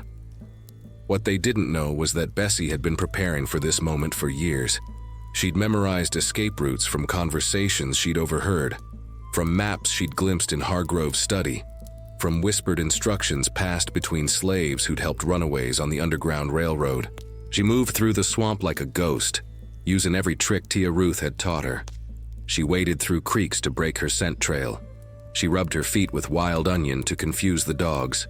She stayed off paths, cutting through the thickest underbrush where horses couldn't follow easily.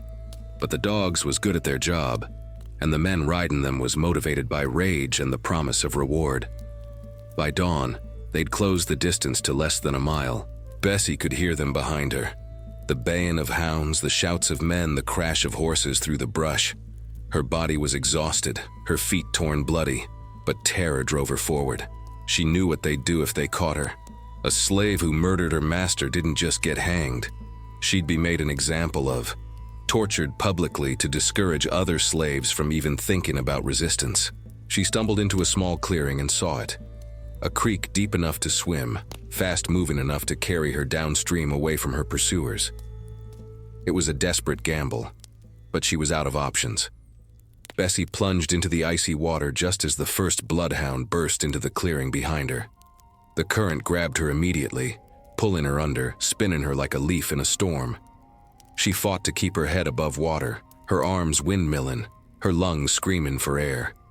Behind her, she heard Croft's voice bellowing orders. "Don't lose her, get downstream, cut her off." The creek carried her a quarter mile before she managed to grab hold of a fallen log and pull herself to the opposite bank. She lay, gasping in the mud, every muscle trembling, knowing she'd bought herself maybe 15 minutes at most. She forced herself up and kept moving, but now she was disoriented, unsure which direction was north. The forest all looked the same, and the cloudy sky hid the stars she needed for navigation. That's when she saw him. An old black man stood beneath a massive oak tree, so still she almost missed him in the pre-dawn gloom.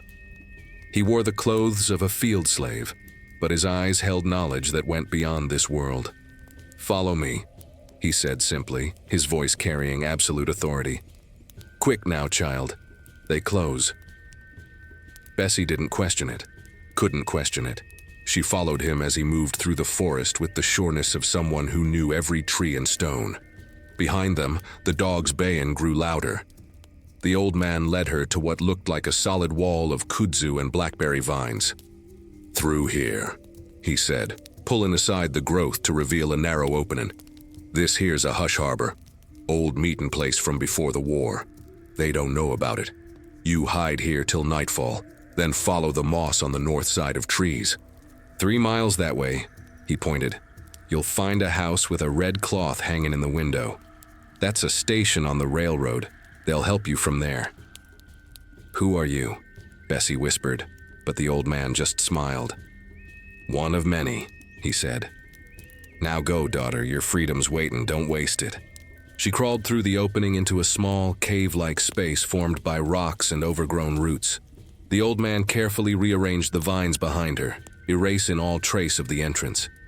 Minutes later, Bessie heard the hunters pass within yards of her hiding place, the dogs confused by the creek crossing and the maze of scent trails in this part of the forest. "Damn it!" Croft's voice rang out. "We lost her. Spread out. Search every inch of these woods." They searched for hours while Bessie huddled in her hiding place, barely breathing, her body shaking with cold and exhaustion and terror. She found remnants of old gatherings in the cave, a rusted tin cup, the remains of a fire pit, marks carved into the stone that might have been prayers or maps or both. This was sacred ground. This was where her people had gathered in secret to worship, to plan escapes, to remember their humanity when the world tried to strip it away.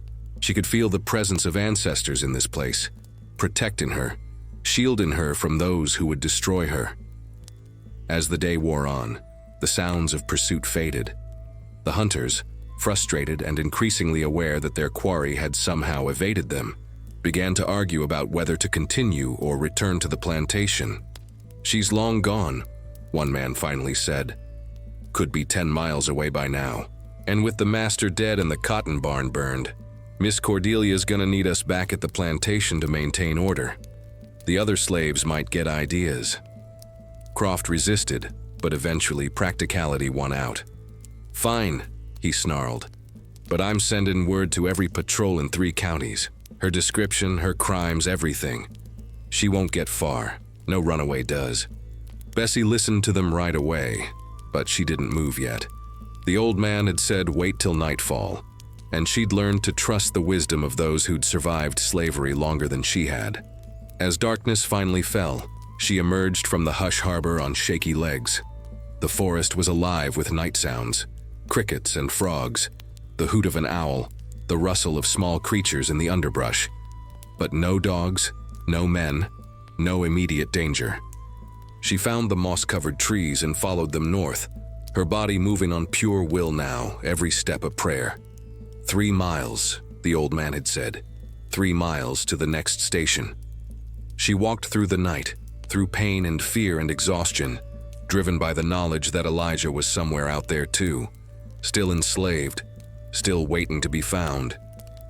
She couldn't save him yet, but she could save herself. Could get to freedom, could survive long enough to come back when the war was over and search for her son. Just before dawn, she saw it. A small cabin with a red cloth barely visible in the window. Her heart nearly burst with hope and relief. She approached carefully, watchful for traps, and knocked on the door using the pattern the old man had shown her. 3 quick, 2 slow, 1 quick. The door opened to reveal a middle-aged white woman with kind eyes and determined jaw. "You running?" she asked quietly. "Yes, ma'am," Bessie breathed. "You kill somebody?" Bessie hesitated, then decided truth was owed to someone risking their life to help her. "Yes, ma'am. My master. He deserved it." The woman studied her for a long moment, then nodded. Most of them do. Come in quick before somebody sees you. We'll hide you till the next conductor comes through. You're on the railroad now, child. You're on your way to freedom. Bessie stumbled into the house, and for the first time since she'd fled Willow Creek, she allowed herself to believe that she might actually survive this, that justice might actually be served, that freedom might actually be real. Behind her, in Georgia, Master Hargrove lay cold in his grave, and Miss Cordelia was discovering just how much debt he'd left behind. But ahead of her, somewhere beyond the Mason-Dixon line, freedom waited. And Bessie was done waiting for anything except her chance to live. The months between September 1861 and June 1862 was a special kind of hell for Master Richard Hargrove, though he didn't understand why at first. It started so gradual, a tremor here, a headache there, a general sense of malaise he attributed to the stress of war and the burden of managing a plantation with diminished resources. But Bessie knew. Bessie watched. Every morning when she brought his coffee laced with her carefully measured poison. Every evening when she served his whiskey with death dissolved in it. Every meal she prepared with ingredients designed to mask the bitter taste of vengeance. She watched him decline with the cold satisfaction of someone who'd waited years for this moment. By October, Hargrove noticed his clothes was fitting looser. He blamed it on reduced food quality. Supplies was indeed scarce with the Union blockade. But the truth was his body was starting to consume itself from the inside out. The toxins Bessie administered was attacking his liver, his kidneys, his very cellular structure. "I don't understand it," he complained to Miss Cordelia at breakfast one morning. "I eat the same as always, but I'm wasting away." "Perhaps you should eat more," she suggested, not really caring, her attention focused on their dwindling finances. "I try, but nothing tastes right anymore. Everything has a bitter edge to it." Bessie, pouring his coffee, allowed herself the smallest smile. The bitterness was real, partly from the poison, partly from the herbs she added to disguise it. But Hargrove's palate was so dulled by years of excessive drinking that he couldn't pinpoint the source. November brought the first real scare. Hargrove woke one morning to find his urine dark as coffee, his skin tinged with yellow. Dr. Morrison was summoned and diagnosed liver inflammation, prescribing rest and reduced alcohol consumption. Hargrove tried to follow the advice for exactly 3 days before his cravings won out. "Just one glass won't hurt," he told himself, reaching for the bourbon decanter. Bessie made sure that one glass contained a double dose of her special mixture. By December, the master was suffering from vivid nightmares that left him screaming in the night. The foxglove Bessie used was known to cause hallucinations, and combined with his guilty conscience, it produced visions that terrified him. "I see her," he'd gasped to Miss Cordelia, clutching her arm. "The slave girl, the one with the baby. She's standing at the foot of my bed holding the child, accusing me." "That's just fever dreams," Miss Cordelia said dismissively. "There's no one there." But Hargrove's subconscious knew what his conscious mind refused to acknowledge, that his sins was coming home to roost, that justice delayed warrant justice denied, that every crime against humanity eventually demanded payment. January 1862 brought physical pain so severe that Hargrove couldn't hide it no more. His abdomen swelled with fluid his failing liver couldn't process. His joints ached like they was filled with broken glass. His skin itched constantly from the toxins his kidneys could no longer filter out. "Make it stop," he begged Dr. Morrison. "Please, just make it stop." But Morrison couldn't help him because he didn't know what he was treating. He prescribed laudanum for the pain, which Bessie dutifully administered, along with her own additions that ensured the relief was temporary at best. February was when Hargrove started to suspect something weren't natural about his illness. He'd had bad health before, but never anything like this. Never this relentless, progressive decline that no treatment could slow. "What if someone's doing this to me?" he asked Morrison during one examination. "What if I'm being poisoned?" The doctor had laughed at the suggestion. "Richard, you're a plantation master with absolute authority. Who would dare? And how would they accomplish it without being detected?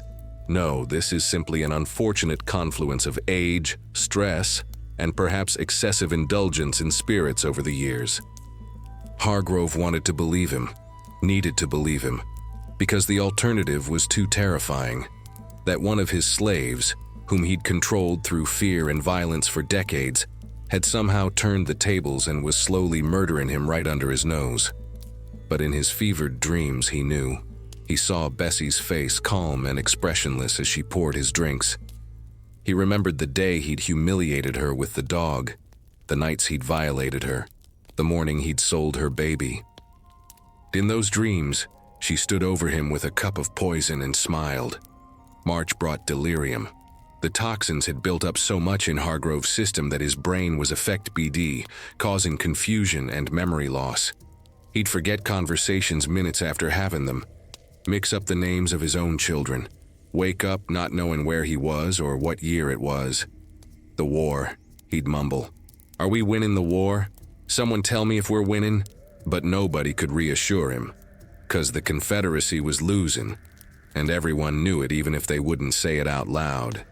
The Union had taken Fort Donelson, was pushing into Tennessee, was squeezing the South like a fist closing around a throat. Just like Bessie was squeezing the life out of Hargrove, April brought visitors. Family members come to see the dying patriarch, colleagues come to discuss the plantation's future, doctors come to consult on this mysterious case.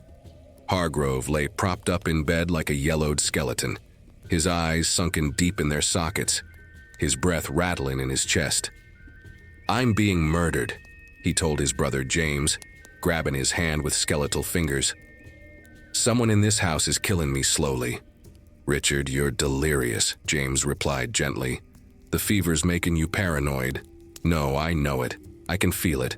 It's that girl, the one I—" He stopped, not wanting to admit what he'd done, even on his deathbed. "What girl?" "Never mind," Hargrove muttered, releasing his brother's hand. "You wouldn't believe me anyway." He was right. Nobody would believe that a slave woman had the knowledge, the access, and the sheer audacity to poison her master over months. It was unthinkable. Slaves was supposed to be ignorant, docile, incapable of such sophisticated revenge. But Bessie was none of those things. She was brilliant, patient, and absolutely committed to seeing justice done no matter the cost. May brought the final decline. Hargrove could no longer walk without assistance, could barely eat solid food, spent most of his time drifting between sleep and delirium. His body was shutting down system by system, organ by organ, exactly as Bessie had planned. "How much longer?" Miss Cordelia asked Dr. Morrison bluntly. "Days," the doctor replied. "A week at most. His liver is completely failed. His kidneys are barely functioning, his heart is irregular. I'm surprised he's lasted this long." What Morrison didn't know was that Bessie had been calibrating her doses to extend Hargrove's suffering. She could have killed him months ago with a single large dose, but that would have been too merciful. No, she wanted him to suffer like she'd suffered. Day after day, week after week, month after month, knowing something was terribly wrong but helpless to stop it. In his final days, Hargrove experienced moments of terrible clarity where the delirium lifted and he understood exactly what was happening to him. In those moments, he'd scan the room looking for Bessie, his eyes full of fear and something that might have been respect, the acknowledgement that he'd been beaten by someone he'd underestimated. "Where is she?" he'd rasp. "Where's the cook?" "Bessie." "She's in the kitchen, master," a servant would reply.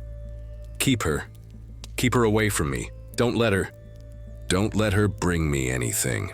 But it was too late. The poison was already in his system, accumulated over 9 months of patient administration. Even if Bessie never gave him another dose, he was already dead. His body just hadn't stopped breathing yet. On his final night, before the morning when Bessie would give him that last massive dose, Hargrove lay awake staring at the ceiling, his mind surprisingly clear. He thought about his life, about the hundreds of slaves he'd owned, about the bodies he'd broken and families he'd torn apart. He thought about Bessie, about what he'd done to her, about the baby he'd sold. He thought about all the other women he'd violated, all the men he'd whipped, all the children he'd separated from their mothers.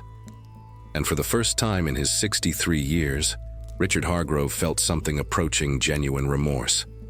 Not enough to ask for forgiveness, not enough to try to make amends, just enough to recognize that his suffering was deserved, that what was happening to him was justice in its purest form. "I'm sorry," he whispered to the empty room, though he didn't know who he was apologizing to. Bessie, God, the ancestors, his own corrupted soul. The room didn't answer.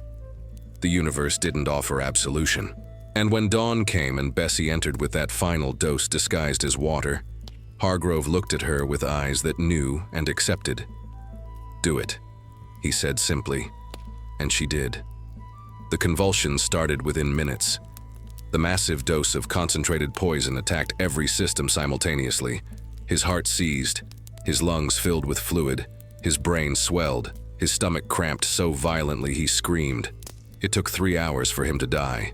3 hours of agony so complete that the doctors could only watch in horror, unable to help, unable to stop the inevitable. And through it all, Bessie stood in the hallway outside his room, listening to his screams with cold satisfaction. When the final scream faded into silence and Dr. Morrison emerged to announce the death, Bessie allowed herself one small smile. Justice had been served. The master was dead, and she was about to become something the South feared more than anything else: a free black woman with knowledge, experience, and absolutely nothing left to lose. As she prepared to flee into the night, she whispered a prayer to Tia Ruth, to Grandmother Ife, to all the ancestors who'd guided her hand. "Thank you for the knowledge. Thank you for the strength. Thank you for letting me live long enough to see him pay." And somewhere in the spirit realm, the ancestors smiled and whispered back, "Run now, daughter. Run fast and far. Your work here is done, but your life is just beginning." So she ran, and behind her, Master Richard Hargrove lay dead, his body finally still after months of deserved suffering, his soul facing whatever judgment awaited men who'd built kingdoms on the backs of stolen people. The demon had withered. The fire that didn't go out had consumed him completely, and Bessie, survivor, resistor, executioner, was finally, beautifully free. Now you done heard the whole story, chillin'. From Bessie's birth in them slave quarters to her death in freedom, from that day of shame with the dog to the day she watched her oppressor die screaming. Some folks gonna say she was wrong, that murder ain't never justified, that 2 wrongs don't make a right. But I ask you this, what was she supposed to do? Forgive the man who raped her? Forget the child he sold? Accept her degradation with Christian meekness while he lived fat and happy on her suffering? No, sir. No, ma'am. Sometimes justice don't come from courts or laws or God's eventual judgment. Sometimes justice comes from the hands of the oppressed themselves, delivering righteous vengeance when all other options been exhausted. Bessie survived what should have killed her, survived it and turned her pain into power, her knowledge into a weapon, her patience into victory. She made sure that Master Richard Hargrove understood in his final moments that he'd been beaten by someone he thought was beneath him. And she found her son. After 12 years of separation, after crossing hundreds of miles, after surviving slavery and escape and war, she found him and they built a life together in freedom. That's the real story here. Not just the revenge, though, that matters, but the survival, the resistance, the refusal to let slavery destroy her spirit even when it controlled her body. Bessie's story is every slave woman's story. The ones who survived and the ones who didn't, the ones who fought back and the ones who couldn't, the ones who found their children again and the ones who died searching. It's the story of our people's strength, our resilience, our absolute refusal to be broken no matter how hard they tried to break us. So remember Bessie. Remember what she endured and what she overcame. Remember that resistance comes in many forms, from running on the Underground Railroad to poisoning your master's whiskey. Remember that survival itself is victory when the whole system is designed to kill you. And remember this: the fire that didn't go out in Bessie still burns in all of us who carry the blood and memory of enslaved ancestors. It burns in every act of resistance, every demand for justice, every refusal to accept oppression as natural or inevitable. Master Hargrove thought he'd won when he humiliated Bessie that day in the yard. Thought he'd broken her when he violated her body. Thought he'd destroyed her when he sold her baby. But he was wrong about all of it. He underestimated her intelligence, her patience, her absolute commitment to justice. And that mistake cost him everything. The old ones say, "What goes around comes around." The wheel always turns, the oppressor becomes the oppressed.